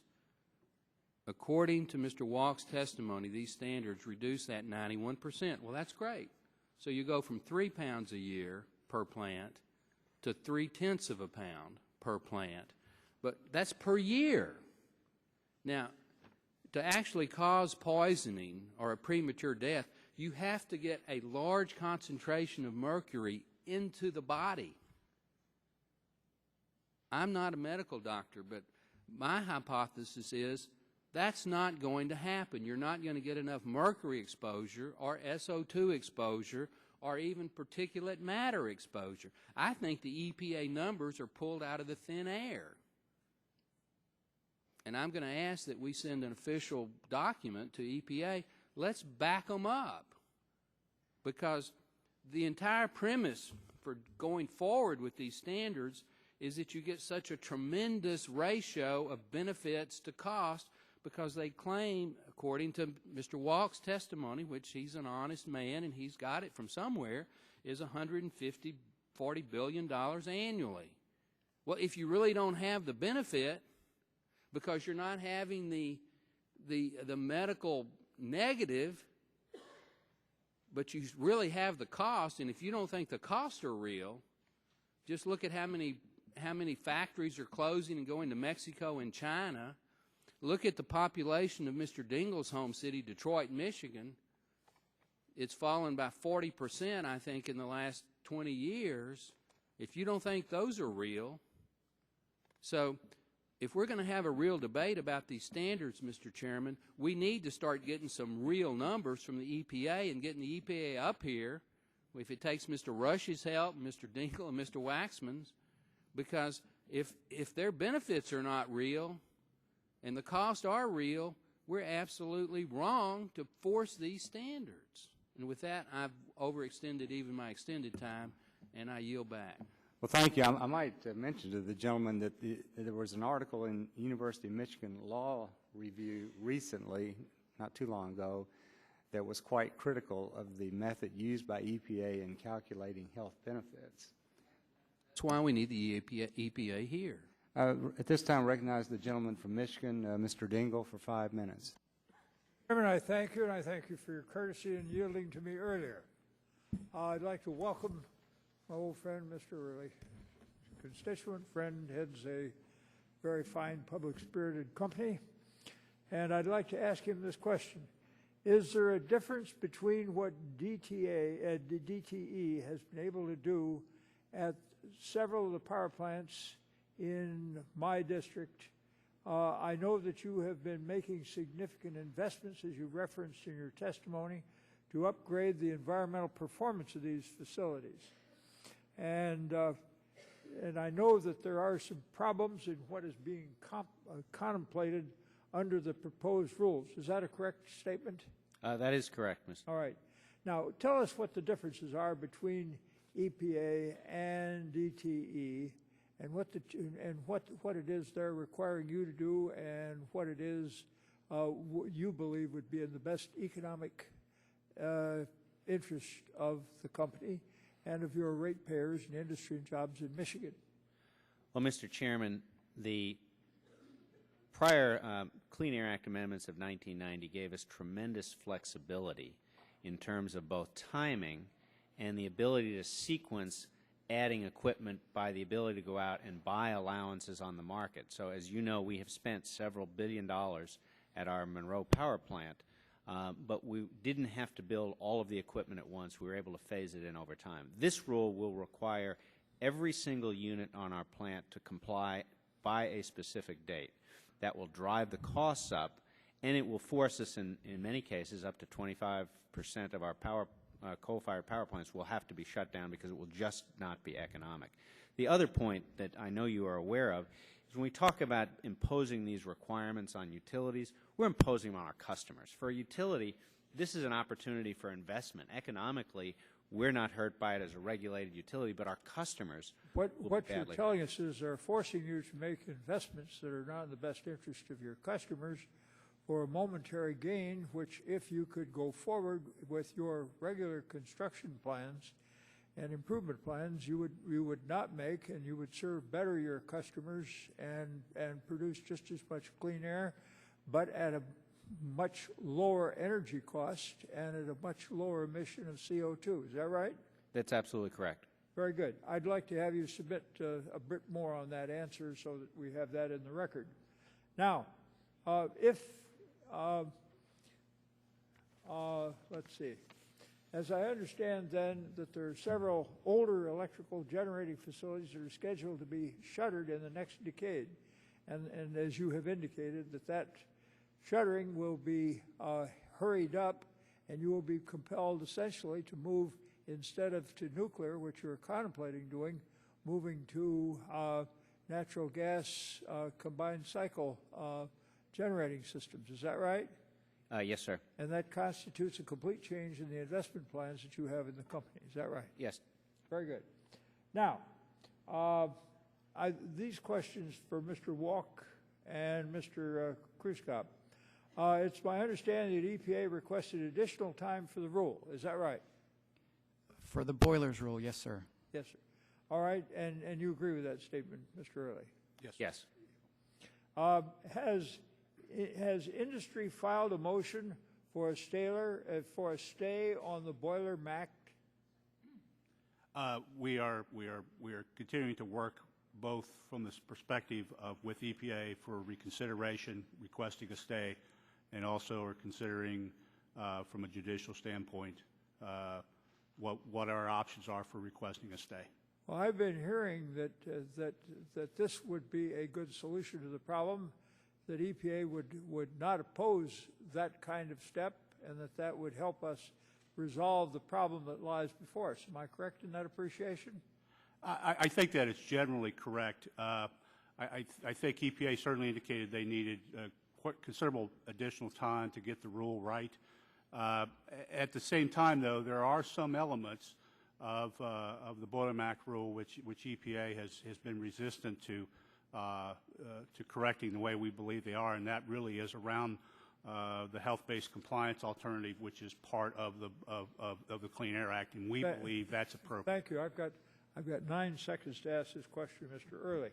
So we can say here, Mr. Early, as a result of your testimony, that the requirements of utility MAC go beyond your facilities and your jobs. In other words, there's a potential for impacts to go well beyond the electrical generating sector and to compel you to make business decisions that may be well beyond and well different than what you have made, that may not be either in the interest of your consumers or in the interest of the public, and might very well result in wasteful use of energy and of capital. Is that a correct statement? That's correct, Chairman. Thank you. And I thank you, Mr. Chairman.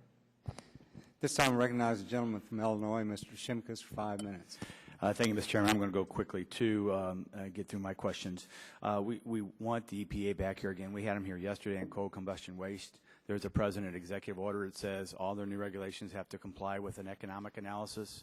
What we found out yesterday in the hearing is just even though EPA does an economic analysis, they don't translate to that job impact.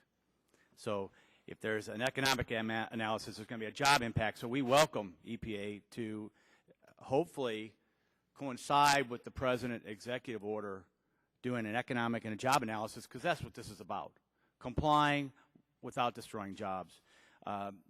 First thing, Mr. Bradley, have you ever designed a power plant? Have I ever denied? Designed. Designed, no. Sited? No. Built? No. Raised capital to build one? No. Conducted a payroll for the power plant?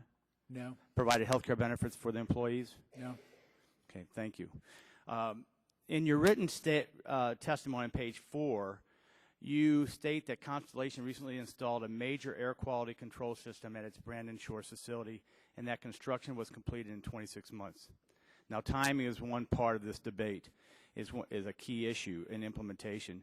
Is that an estimate that construction took a little over 2 years? Is that accurate? The construction itself took 26 months. And I would turn to and ask for unanimous consent to put into record an article that states that that construction was at least a 3-year construction. So I would ask you to relook at that. Because I don't think that's correct in your testimony. I can provide you with more background. I'd be happy to see whatever documentation you have. The company says it was a 3-year construction, so they dispute your opening statement. Mr. Fanning and Mr. Early, what happens if there's a race to build in this 3-year time frame on cost of equipment, metal, employees? What happens to the overall cost of these projects? Well, they go up dramatically. Dramatically, 3-fold, 4-fold? Sure. And what happens to the cost to the consumer? Well, what are you going to have to do? Raise prices. Does anyone dispute that? Mr. Early, do you dispute that? No, I agree with Mr. Fanning on that. Okay, let me go to Mr. Kemp. I, too, have great respect for the institution of Notre Dame. I'm a Missouri Synod Lutheran. Hopefully try to be devout. I'm being serious here. In your opening statement, you say that the EPA has not justified by corresponding environmental and health protections from reduction of hazardous air pollutants. Correct. So you're staking Notre Dame's institutional position, and it's very similar to the comments by the Chairman Emeritus Barton on the whole mercury debate, that 2 pounds versus 0.2 pounds, there's no mercury poisoning reported last year. Aren't you staking the university's position that these have, as you say, is not justified by corresponding environment and health protection from reduction of hazardous air pollutants? I don't know that I'm the person who can make that statement for the whole institution. I think our concern is that we want to make sure that... But you're making it for this in this testimony today. Correct. As the directors of utilities. We're looking for a fair and balanced regulation that we can achieve at a reasonable cost. And I think that's part of this debate. The cost-benefit analysis, again, we welcome the EPA to justify the loss of jobs for negligible toxic emitting benefits. Negligible. Zero. Now, we can talk with Mr. Walk on particulate matter, but we're using particulate matter to address toxicity. The EPA is not addressing toxicity. All this debate is on PM. Mr. Walk, I don't want to go down this route, but you raised it in your opening statement. You are concerned about mercury contamination in the unborn child. Is that correct? That's part of your opening statement?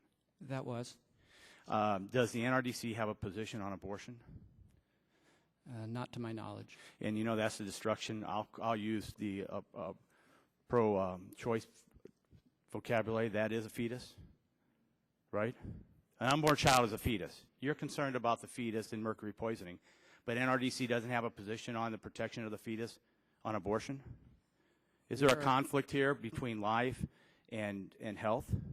I don't think there's a conflict, but I think there's a huge conflict, and I would neurotoxicity by mercury poisoning. I would say that if NRDC is concerned about mercury poisoning, then they ought to be concerned about the destruction of human life in the process of abortion. I yield back my time.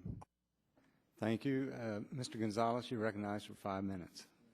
Thank you very much, Mr. Chairman. And I have 5 minutes, and we have so many witnesses, so I'm going to employ the John Dingell method, and that is just a yes or no answer. And we'll start with Mr. Fanning. Do you believe that the Clean Air Act should be repealed? I mean, let's just forget about it. Let's just go straight to it. Is it relevant? Do we need it? Should it be repealed? Yes or no? No. No. No. No. No. No. Repeal means upgrading it, yes. Are you for repealing it? Just repealing it? We need an act that's functional. You see, you're an interested witness, and as I'm leading you, so it's a yes or no answer. Do you just mind? Thank you. Are you for repealing the Clean Air Act? I'm for replacing it with something more. Okay, you're for repealing it. Then you are for repeal. That's good. That's an honest answer. You are for repealing the Clean Air Act. Now, I'm assuming that you said that you would not, those that answered no, is that it is still relevant and that EPA has a responsibility to protect the public's health, and this is one way of doing it. Should we disregard a rule that is promulgated by EPA simply based on the fact that it does add some cost to protect the public's health? Yes or no? And we'll start with Mr. Fanning. You can't disregard it, but it needs to be modified. The rule as proposed doesn't work from a timing standpoint. First, to understand what's in the rule, and secondly, to comply. I'm actually going to get into that. I just want general propositions so that we can maybe agree on some things here. I think as a general proposition, cost alone wouldn't justify, but there has to be benefits that are consistent with the cost. Mr. Bradley. I agree with my colleague. I would agree that, that we should be expecting cost, and that's acceptable. Mr. Walker. My answer is no. It's worth spending money to protect children and to save lives. Rules have to be achievable and affordable. Cost is essential. Yes or no? Does the EPA have the expertise presently to be able to promulgate rules that get the science right, the technology right, and the cost right? Yes or no? I think they need to involve industry. They can't do it by themselves. Alone, they don't have all the expertise. Yes, they have the expertise. Not in a vacuum. Yes.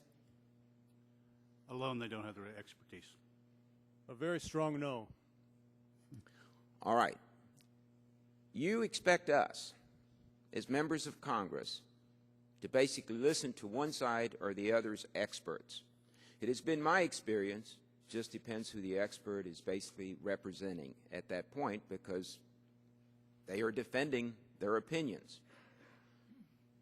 Should we just be listening to industry's experts or just EPA's experts? How do we determine which is a legitimate source of good, solid information? Because I'm going to tell you right now, we will argue up here over whether there's climate change taking place, and we'll even argue over evolution. So good luck. Who do we listen to? Industry or EPA? Who's experts?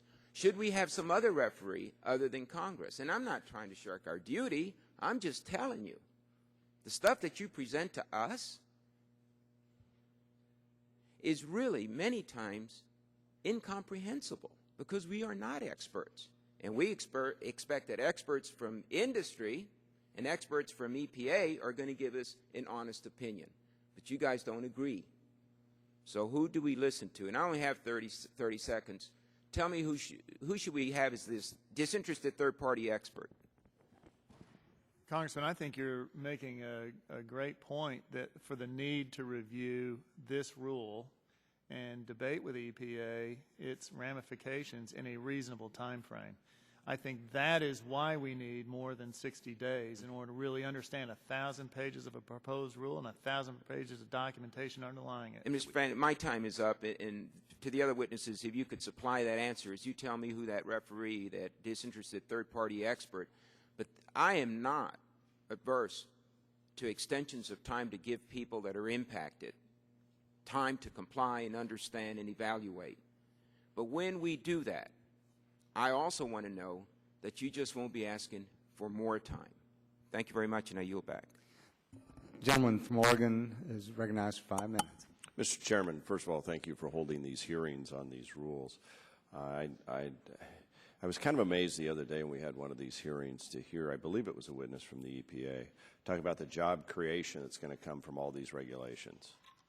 And having been a small business owner for over 20 years, I'm always astounded when the government puts on a rule that's very expensive and calls that job creation, when they don't look at the other side of the equation. In my district, Mr. Papadopoulos, we have a cement plant that Ash Grove, I believe, owns.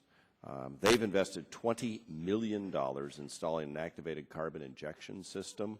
They've optimized their ACI to achieve 95% reductions in emissions, and EPA wants them to go to 98.5%. And the rule requires them to sustain those reductions over a 30-day average. So even if you have a little blip, you're out of compliance. There are 116 jobs on the line, most of them union. This is Baker County's largest single taxpayer and employer, and puts $9 million into the economy. Now, I know some of my colleagues on the other side of the aisle say, oh, it doesn't matter because they're not really for jobs in the private sector anyway some days, I believe. This is going to devastate the county and the economy of rural eastern Oregon County I represent.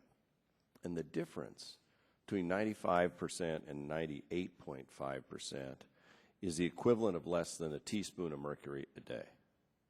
And over that, we're probably going to lose this plant and those manufacturing jobs, and we'll end up importing more cement from China. So, Mr. Papadopoulos, do you believe the EPA should exercise its authority to use the flexibility provided in the Clean Air Act amendments in 1990, flexibility to issue subcategories?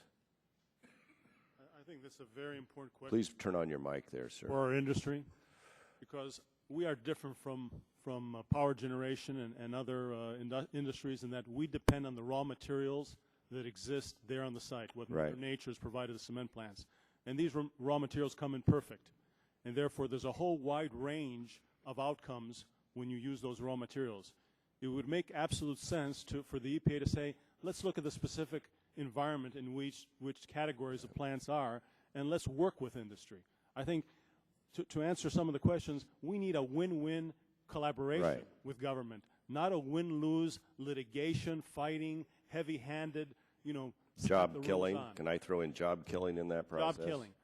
Germany has done that. The reason, because I've worked internationally, the reason Germany today is the global powerhouse, along with China, is because Germany has a win-win attitude working between government and industry. We need to bring that process back here to the U.S. This is a prime example of a company, Ash Grove, doing the right thing and in the end getting penalized. And by the way, they met the requirements. I'm led to understand that the state of Oregon had put in place prior to these new requirements coming out from the EPA. And then the state wouldn't even back them up with the EPA. It was really, really quite frustrating and remains so. And I got to tell you, I represent a district where I've got counties that have been averaging 15 and 16% unemployment for way too long. We have 55% of the land out there is owned by the federal government and mismanaged or not managed at all. We have groups, some of whom represented at this table, who could care less about the livelihood of the men and women who live out in these forested communities, who are fighting us on biomass, turning woody biomass into productive renewable energy. They'd rather let the forest get overstocked, bug-infested, rot and die, and then catch fire and burn. They won't even let us go in. They go in and sue us to go in and cut the burned dead trees while they still have value. These are not environmentalists. I don't know what they are, but they're sure destroying my part of the world and the economy there. We can find good partnerships. My state's led the way in environmental activism in a positive way in most cases. I'm going to tell you, these new federal rules are shutting down everything that matters out there in my part of the world. The new particulate rules on dust. I'm out in eastern Oregon. I mean, the wheat growers tell me they're going to have to probably drag a mister behind their machinery in order to hold the dust down. Well, we wouldn't call it dry land farming if we had that much water. I mean, this administration is killing more jobs in rural communities than prior administrations combined. And this president doesn't understand what his own folks are doing. And I've about had it, and so are the people I represent. And so we're going to go after this agency. We're going to bring some damn common sense to the process. And these groups that are killing the folks out there, they need to have some skin in the game and not just use these things as big fundraising efforts, which is what generally happens. There's common sense here. We can get America working again. We can get back on our feet out there if you'll just let us. Thank you, Mr. Walden. This time, the gentleman from Texas, Mr. Green, is recognized for 5 minutes. Thank you, Mr. Chairman. Mr. Fanning, Mrs. Bradley testified that the installation of control technology can occur in 26 months. Southern's found that scrubbers average 54 months to install. Can you explain the apparent discrepancy? Be glad to. Thank you. In fact, it's interesting to look at the actual permit application for the Constellation scrubber that they refer to. When they made the application, they sought approval for the scrubber and cited a 41 to 46 month installation schedule. I think the confusion probably arises from the fact that when you consider adding new equipment, you've got to go through a whole process of design, permit, and then build. I think the confusion in the 26-month reference only relates to when you start to break ground and actually build the thing.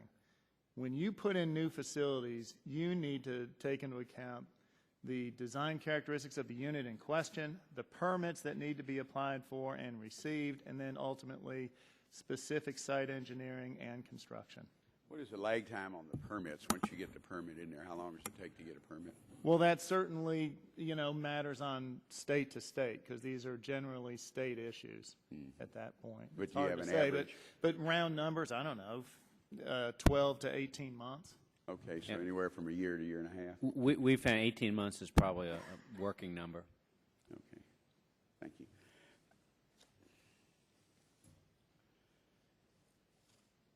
This is a question for both Mr. Fanning, Mr. Early, and Mr. Bradley. The EPA estimates that 10 gigawatts of coal-fired power will retire rather than install controls. Can each of you state whether you agree with that conclusion? We disagree with that conclusion. We think it's going to be a much larger number. Okay. Do you have any idea? I mean, I know we're just guessing, but I think it's going to be more in the range of 50 to 75. Okay. Yeah, we think it's 70 to 80,000 is what we think. And the answer is really pretty simple. If they believe dry sorbent injection is going to solve one problem, it actually creates another. It creates a particulate matter problem that would need to be dealt with. It will not be a widespread solution. Okay. Mr. Bradley? Yes, I think 10 megawatts is on the low side. I think EPA targeted that specifically to the utility toxics rule. I think they've acknowledged that more retirements will happen through just market pressures. I think it's also important to go back and reassess the retirement issue based on the proposal itself and the flexibility that's included. Certainly, NERC is more in the ballpark with the EPA, but I think it's going to be hard to project exactly what is driving retirements. Is it singly the utility MAC rule, or is it low natural gas prices, depression of demand, the inefficiency of some of these old plants? Okay. This question of Mr. Fanning, in your testimony you say that, and I'll quote, EPA chose to set limits separately for individual pollutants using different sets of best performing plants. EPA's resulting suite of emission limits does not reflect the performance of any existing plant, but instead reflects the performance of so-called Franken plant, one consisting of a mixed suite performance characteristics that do not represent the technology applications across all pollutants for that individual facility. Mr. Early, do you agree with Mr. Fanning's statement? I agree with that. Okay. Mr. Bradley, you argue that the EPA proposal is based on standards of performance that's already being achieved by existing plants. So how do you respond to Mr. Fanning's statement about the Franken plant? I'd be happy to submit for the record a list of plants that are documented in EPA's database that are based on data that companies submitted. And there's 27 units and 16 plants in that database, preliminary analysis of ours that represent both subbituminous, bituminous, and even one lignite plant that currently meet the standards. Okay. I'd appreciate that if we could. In my 26 seconds, Mr. Fanning, you talked about and Mr. Early about a delay, and I know there were other questions from other members. Can you specifically talk about how long do you think it would take to need to implement the rule? I know 30 days is not long, too short. 60, what is the time? I know Congressman Gonzalez mentioned that. Yeah, I'd be glad to. We think there needs to be a thorough review process. Remember, this is the most expensive proposal put forth in a MAC form that EPA's ever done. 1,000 pages, 1,000 documentation. We need to go through this and really understand the science first, number one. So my view is we need some extension on evaluating what's being proposed. And I think one of the issues that we get to on all this dry sorbent injection, all these other things, is the combined effect of the controls of all these plants. Further, we need to have a reasonable way to implement this requirement. Our company is already transitioning our coal fleet, and we have examples of that I could tell you about. But in order to account for an orderly way to run your generation portfolio for the benefit of customers, to assure that you have reliability and a reasonable economic impact, and to assure that you have reasonable participation by vendors and required craft workers to undertake these billions of dollars of capital, my sense is you're going to need somewhere in the 6-year time frame to get this done reasonably. Okay. Thank you, Mr. Chairman. Mr. Pompeo, you're recognized for 5 minutes. Thank you, Mr. Chairman. Thank you all for coming here today. You know, I've been here only 100 days. And when I look at something like this, it is staggering. Because while we're talking about one set of rules today that you all are trying to deal with and create jobs and create energy, so manufacturing guys, like I was 101 days ago, I find it surprising that so many of you are still here working, banging away in the United States trying to create jobs. I admire you for continuing to do that and continuing to fight the fight to help us understand what it is that will allow you to do those things. I come here today, you all come here today, but the EPA chose not to. We have this constitutional oversight duty, and yet they don't come so we can hear the things that they want to tell us and present their side and their set of facts. It is incomprehensible to me that they're not here. I heard the ranking member say today that EPA had very few experts. I don't know about all that.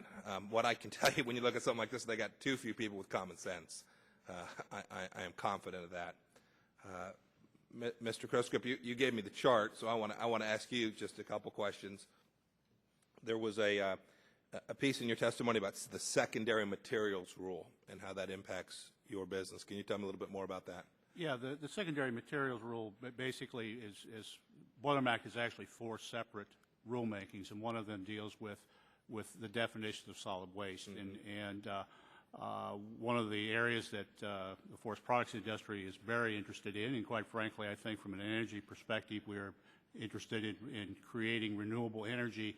And it certainly is questionable as to the way the rules are written is whether or not things like biomass would not be classified ultimately as a waste, which would then require even more expensive control systems to be put on those boilers. I appreciate that. I want to come back to something too, and I'll ask everyone on the panel. So there was this notion that there's been this delay, a decade, 12 years, 13 years, and that you all should have been doing something in that time. That the notion was, hey, you've had 15 years to get ready for this.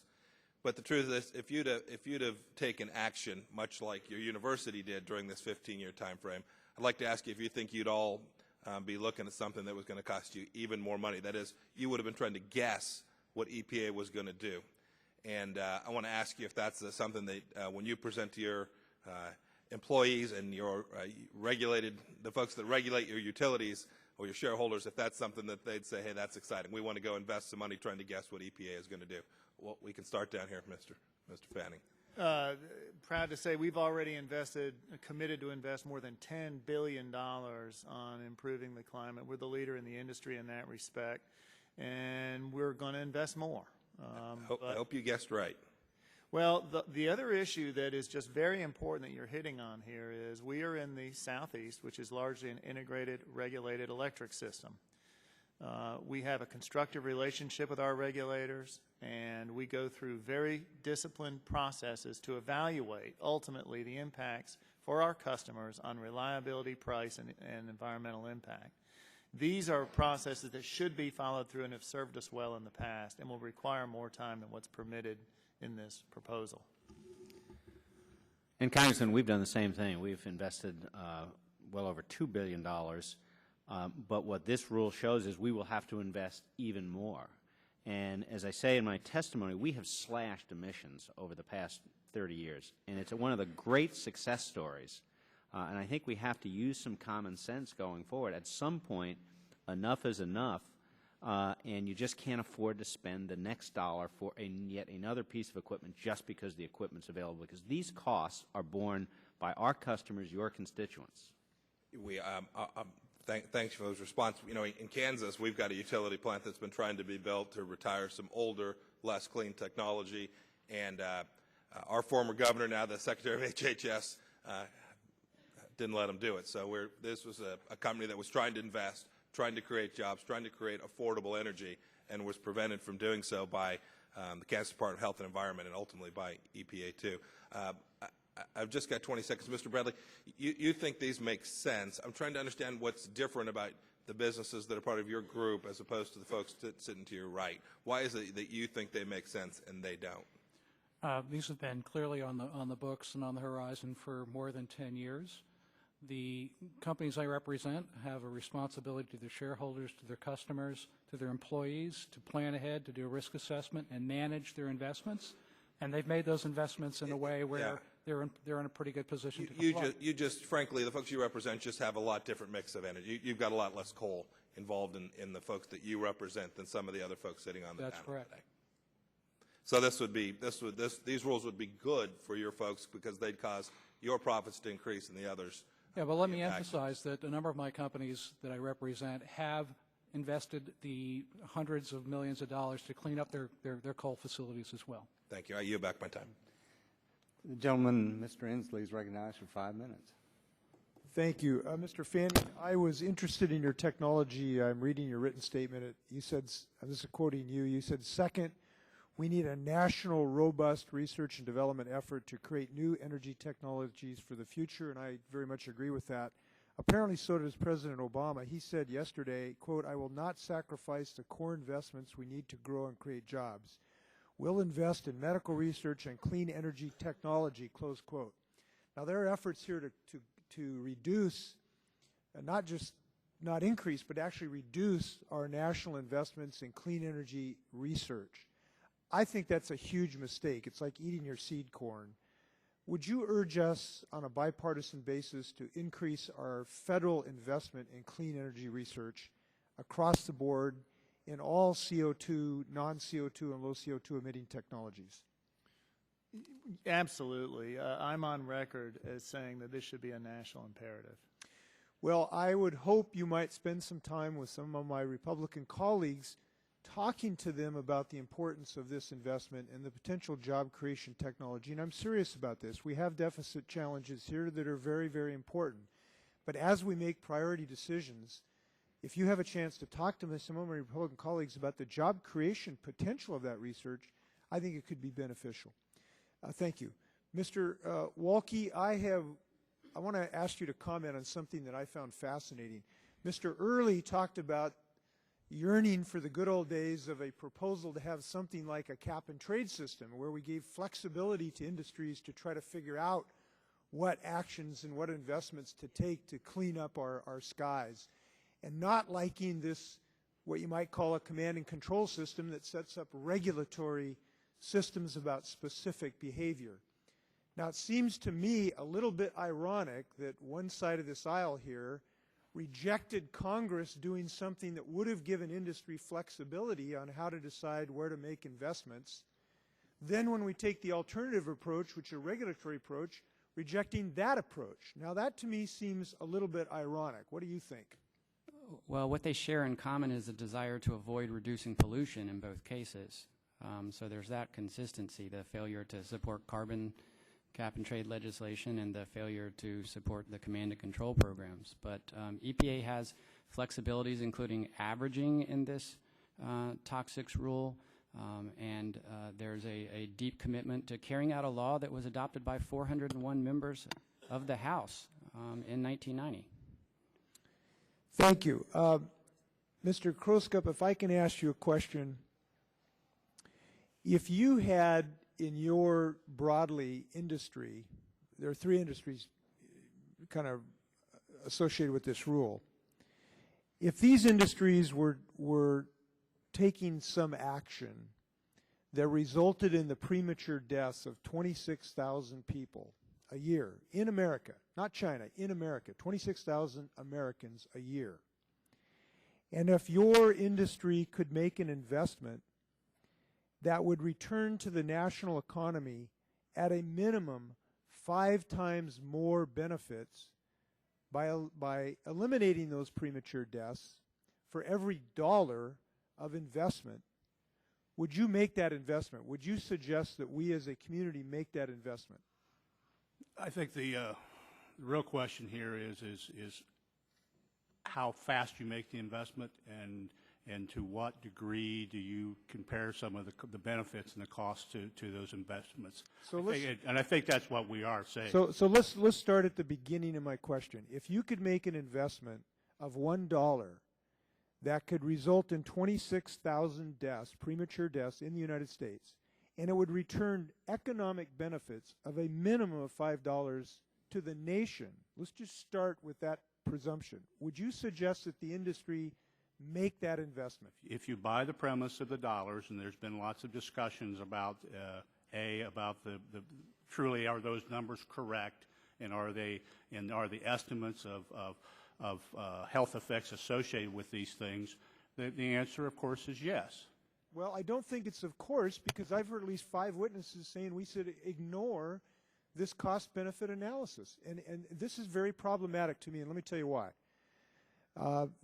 The only comprehensive assessment of the cost-benefit analysis is the one presented by EPA. I don't see anything coming from industry that's really presented a contrary opinion. Now, that's problematic to us as a policymaker. Mr. Papadopoulos wants to say something. Go ahead. I say that, the statistics that come out of computer models are one thing. Proof in the field, empirical proof, is another thing. If I knew that even one person was... Okay, let me stop you just for... I only got 13 seconds. seconds. Tomorrow. I want to stop I wouldn't just... wait for EPA to come. I'm waiting for some from you guys. I'd like to see it. We haven't Gentleman's yet. time's expired. Recognize the gentleman from Virginia, Mr. Griffith, 5 minutes. Thank you, Mr. Chairman. If we could put up a map showing the percentage of mercury deposits from outside the United States, I believe that the committee has that. Oh, there it is. And Mr. Papadopoulos, thank you for having a facility. I guess I should ask before I get to the map, when you talked about closing down older plants, I'm hoping that doesn't include Roanoke Cement, just outside of my district in Botetourt County. We're trying very hard there. I appreciate that. When you look at this map, it appears that a significant amount of mercury in the U.S. comes from outside the country. Now, so that you'll know, the chart indicates the percentage of mercury deposits that are from outside of the country. So the red would be 100% and down, and purple would mean that most of it is coming from this country. So it appears that a lot of the mercury is coming from outside the country. Can these foreign mercury emissions be reached by EPA regulations? None at all. And they will worsen, in fact.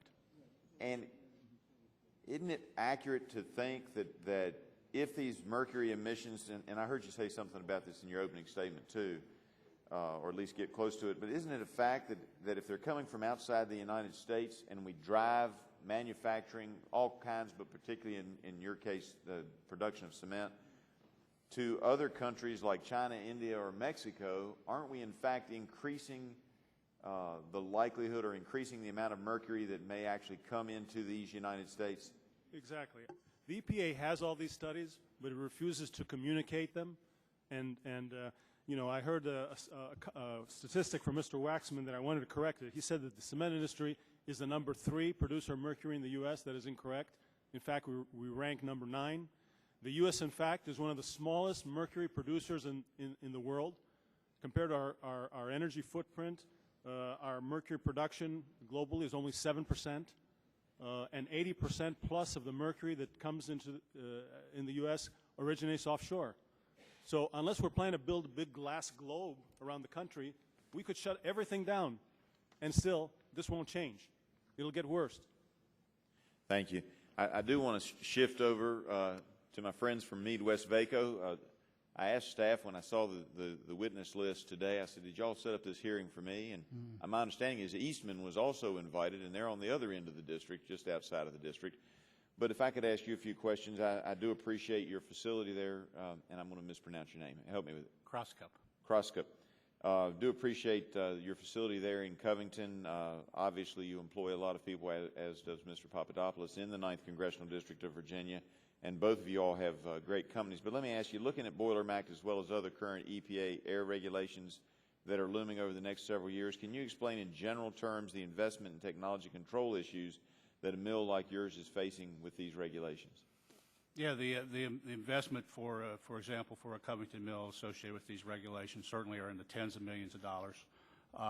And I think the fundamental question here is as much about how do we effectively accomplish the goals of the Clean Air Act and the MAC rulemaking and control toxics and not have to spend so much money. And we would submit that there is, in fact, technology to do that. All right. And your testimony basically says the EPA and the Boiler Act rule in its current form has essentially failed to capture what is the essence of what real-world industrial boilers actually achieve. Can you elaborate on that? Yeah, one of the most difficult parts of the Boiler Act rulemaking was, even though EPA did go to a subcategorization system, in effect what they did was, rather than saying here is boiler X and it can achieve these things and we'll look at the best 12% performing of all boilers, they literally cherry-picked pollutant by pollutant. So when you look at the true number of boilers that could achieve these rules today, they are much less than 10 based on our analysis of about over 3,000 boilers nationwide. All right. My time is just about up, but I just, again, want to say thank you to all of you. Anybody else who wants to bring jobs to the 9th District of Virginia, you're more than welcome. We understand that there's got to be a balance, that you want to have clean air and you want to have clean water. The EPA has a role, but we have to make sure that it makes sense and doesn't eliminate jobs and increase pollution inadvertently. Thank you. I'll yield back my time, Mr. Chairman. Ms. Capps, you're recognized 5 minutes. Thank you very much, and thank you for the testimony of each of you. I'm going to be brief and concise because I know my colleague, Mr. Markey, has some questions too. These will be focused on you, Mr. Walk. Yesterday, Subcommittee Chairman Whitfield confirmed that legislation to delay air toxic standards will be introduced after the congressional recess. We've heard from some in the energy industry that a delay is needed because of, quote, importance of a smooth transition and more deliberate schedule, and, quote, to ease the strain on industry and reduce risks to consumers with the proposed rules for utilities. If the proposed standards to reduce air toxics from power plants were delayed by even a single year, what would it mean for public health? Give us a couple of examples. I'd be happy to, Congresswoman Capps. What we have found from EPA's own data is that the delay of these 3 rules by even a single year would result in up to 26,000 premature deaths, 17,000 non-fatal heart attacks, about 180,000 asthma attacks, and approximately 330,000 cases of upper and lower respiratory systems. These would be one of the most profound retreats from the Clean Air Act protections ever to be considered by this body. Mr. Walk, we also hear from industry and increasingly from my colleagues on the other side of the aisle that EPA is overreaching with its air toxic standards. I myself disagree with that statement. I've maintained that these standards actually reflect EPA doing its job. Do you believe EPA is overreaching with its proposed air toxic standards for power plants? I do not. The agency is following well-established law that unfortunately was created by the courts in the last decade when they overturned far greater overreaching by the Bush administration. That's what I wanted to turn to next.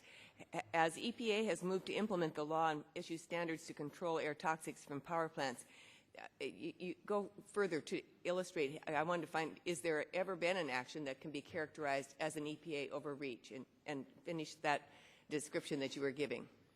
Yes, absolutely. The EPA under the Bush administration violated the toxics provisions of the Clean Air Act at least in 11 or 12 cases, all of which are represented before us today. One of them, EPA realized it couldn't even defend, so it took back the cement rule.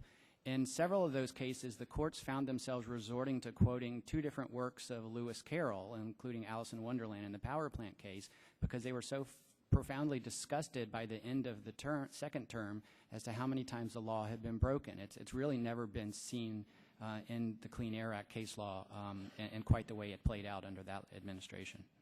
And finally, Mr. Walk, some folks today have said that the EPA standards for boilers and cement factories are just too hard to achieve and that the industry will not have enough time to meet the long-awaited standards. You disagree. Now, just use a few seconds and maybe a minute to comment on these claims that they've made so we can get this on the record. Sure. The Clean Air Act gives up to 4 years. That includes a 1-year extension if it's necessary to install the controls. We have had over 100 of these standards issued in the past 20 years, covering 400 to 500 industries. And it's really these laggards who benefited from law breaking by the last administration that are now complying with these rules for their first time, some 15 years overdue. The law gives them the flexibility. The boilers rule came in far more flexibly and cost effectively than anyone anticipated. Mr. Bradley has testified that the power plant rule is the same. The cement final rule was weaker than the proposed rule. EPA does not agree with the Portland Cement Association's claims about closures and job losses. These are hotly disputed topics, and I just want you to be aware that it's very important to have EPA appear as a witness, as Chairman Whitfield has invited at a future hearing. I thank you, and I will yield back now the balance of my time. Thank you very much. I'll yield to, if it's okay, to Mr. Markey. I thank the gentlelady very much. Mr. Bradley, in 2004, Governor Mitt Romney of Massachusetts adopted regulations to control mercury from coal-fired power plants in Massachusetts that require 85% of mercury emissions to be captured by 2008. Were utilities able to keep the lights on while this standard was being met? Absolutely. Did the geniuses at MIT have to invent some new alloy or exotic technology so the coal-fired power plants in Massachusetts can meet this standard? Not that I'm aware of. Is this standard now being met by 12 other states in the union? Comparable requirements are in place. In Are the technologies that were installed in Massachusetts available and economically viable for use on coal-fired power plants in other states? Absolutely. The Southern Company says they can build 2 new nuclear power plants and guarantee the safety of people, but they can't really figure out how to install these technologies that already exist that would protect against the poisoning of the children in our country. Do you think that Southern Company should be able to figure that out if they can build 2 new nuclear power plants in our country? I think they have a tremendous track record, and too. In the end, they'll figure it out. Yeah, I think they can meet it, and this can't-do attitude. It is not like President Kennedy's can-do attitude to put a man on the moon with alloys that had not yet been invented, where here the technologies have already been invented and are already installed, and we're not asking them to invent anything, but yet it's kind of disconcerting to me to hear the Southern Company and others here saying they can't figure out how to install something while guaranteeing us they can make nuclear power plants safe after Fukushima without even waiting to really install all of the lessons from Fukushima. So that's a great concern to me, and I would hope that this can't-do Republican majority can turn into a can-do majority and take existing technologies and mandate that we can install them, but I'm afraid that those public health lessons are going to be lost upon them. And I thank the gentlelady, and I thank the chairman for his I'm glad the gentleman from Massachusetts is so intimately involved with Southern Company and knows their facts. I love the Southern Company. It's my favorite. It's my favorite utility to talk to. Mr. Scalise, I'm going to recognize you. We have votes on the floor, and I'm trying to accommodate everyone so that we're going to have 3 series of votes, and I'm sure these people don't want to wait another 2 hours. So I'll recognize Mr. Scalise for... Sure. Thank you, Mr. Chairman. I appreciate that. I will try to go rapid fire. And I hope the gentleman from Massachusetts would join with us in supporting a comprehensive all-of-the-above energy strategy, because I think we know we've got resources in our country for wind, solar, nuclear, a whole lot of more oil and gas, billions and billions of barrels that are still out there that can be explored for in a safe way, that can generate thousands of jobs, generate billions of dollars to our economy so that we can reduce our deficit while not shipping more jobs to other countries and while not making our country more dependent on foreign oil. I want to ask Mr. Fanning, in your testimony you talked about the impacts on the economy of some of these EPA proposals and regulations coming down. Can you expand a little bit upon the true impacts to the economy that would be imposed if this were to go forward? Yeah, thank you. I'd be delighted. The far-reaching impacts here are pretty significant. We've already talked about the direct impact. That is, we think as a result of this proposed rule as it stands, at least for the Southeast, 25% increase in prices, but that really doesn't even begin to speak to the total impact. When we think about jobs in the economy, it's pretty clear that a conservative estimate of the loss of jobs when you move from coal to gas is about a 6-to-1 ratio. Just to flesh that out a bit, for a 500 megawatt coal plant, it employs about 300 people. A 500 megawatt gas plant employs about 50 people. So you would move from 300 jobs to about 50 jobs. You lose net 250. If you extend that to the notion that we may lose 70,000 megawatts across the United States, that's the direct loss of 35,000 high-paying jobs. That doesn't even begin to address the issue of the first, second, third-tier suppliers, railroads, mines, equipment vendors, etc. It doesn't even begin to address the amount of jobs lost as a result of a less competitive global economy. And that's what I wanted to ask you as my final question before my time expires. As we talk about international competitiveness, and of course, our American companies, we want them to be successful not only here in America, but for those who do operate in other countries, we want them to be able to play on a level playing field. Right now, they're being pushed further and further out in their ability to compete globally because of some of the things happening by this administration, EPA, and others that are actually making it harder for American companies to survive. So if you have regulations like this that basically say, if you're an American company, you can't even manufacture, your electricity costs will be so high if you do business in America, what does that mean to us internationally as other countries would love to take our jobs? Unfortunately, other countries are already taking too many of those jobs. It seems like an EPA regulation like this would push even more tens of thousands of jobs from America out of our country.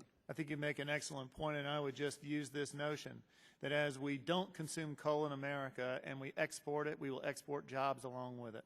And obviously, they don't have the same environmental protections that we enjoy today. So the things that EPA seems to be concerned about would actually be exponentially increased if those jobs here in America would go to those foreign countries like China and India. If I could just add one more quick social impact. We will, as we close down these plants, we will visit economic damage on local communities. Just got a letter yesterday from Putnam County, Georgia, that if we close down branch units 1 through 4 in that county, we will reduce their tax base by about 19%. I don't know, Mr. Chairman, if we can, if I can maybe move unanimous consent to have that letter introduced into the record. Thank you, and I yield without back. objection. Well, that concludes today's hearing. As I said, we have a number of votes on the floor relating to the budget, but I want to thank all of you for coming. I look forward to working with our friends our Democratic friends to craft legislation that can accommodate some of the concerns we've heard today.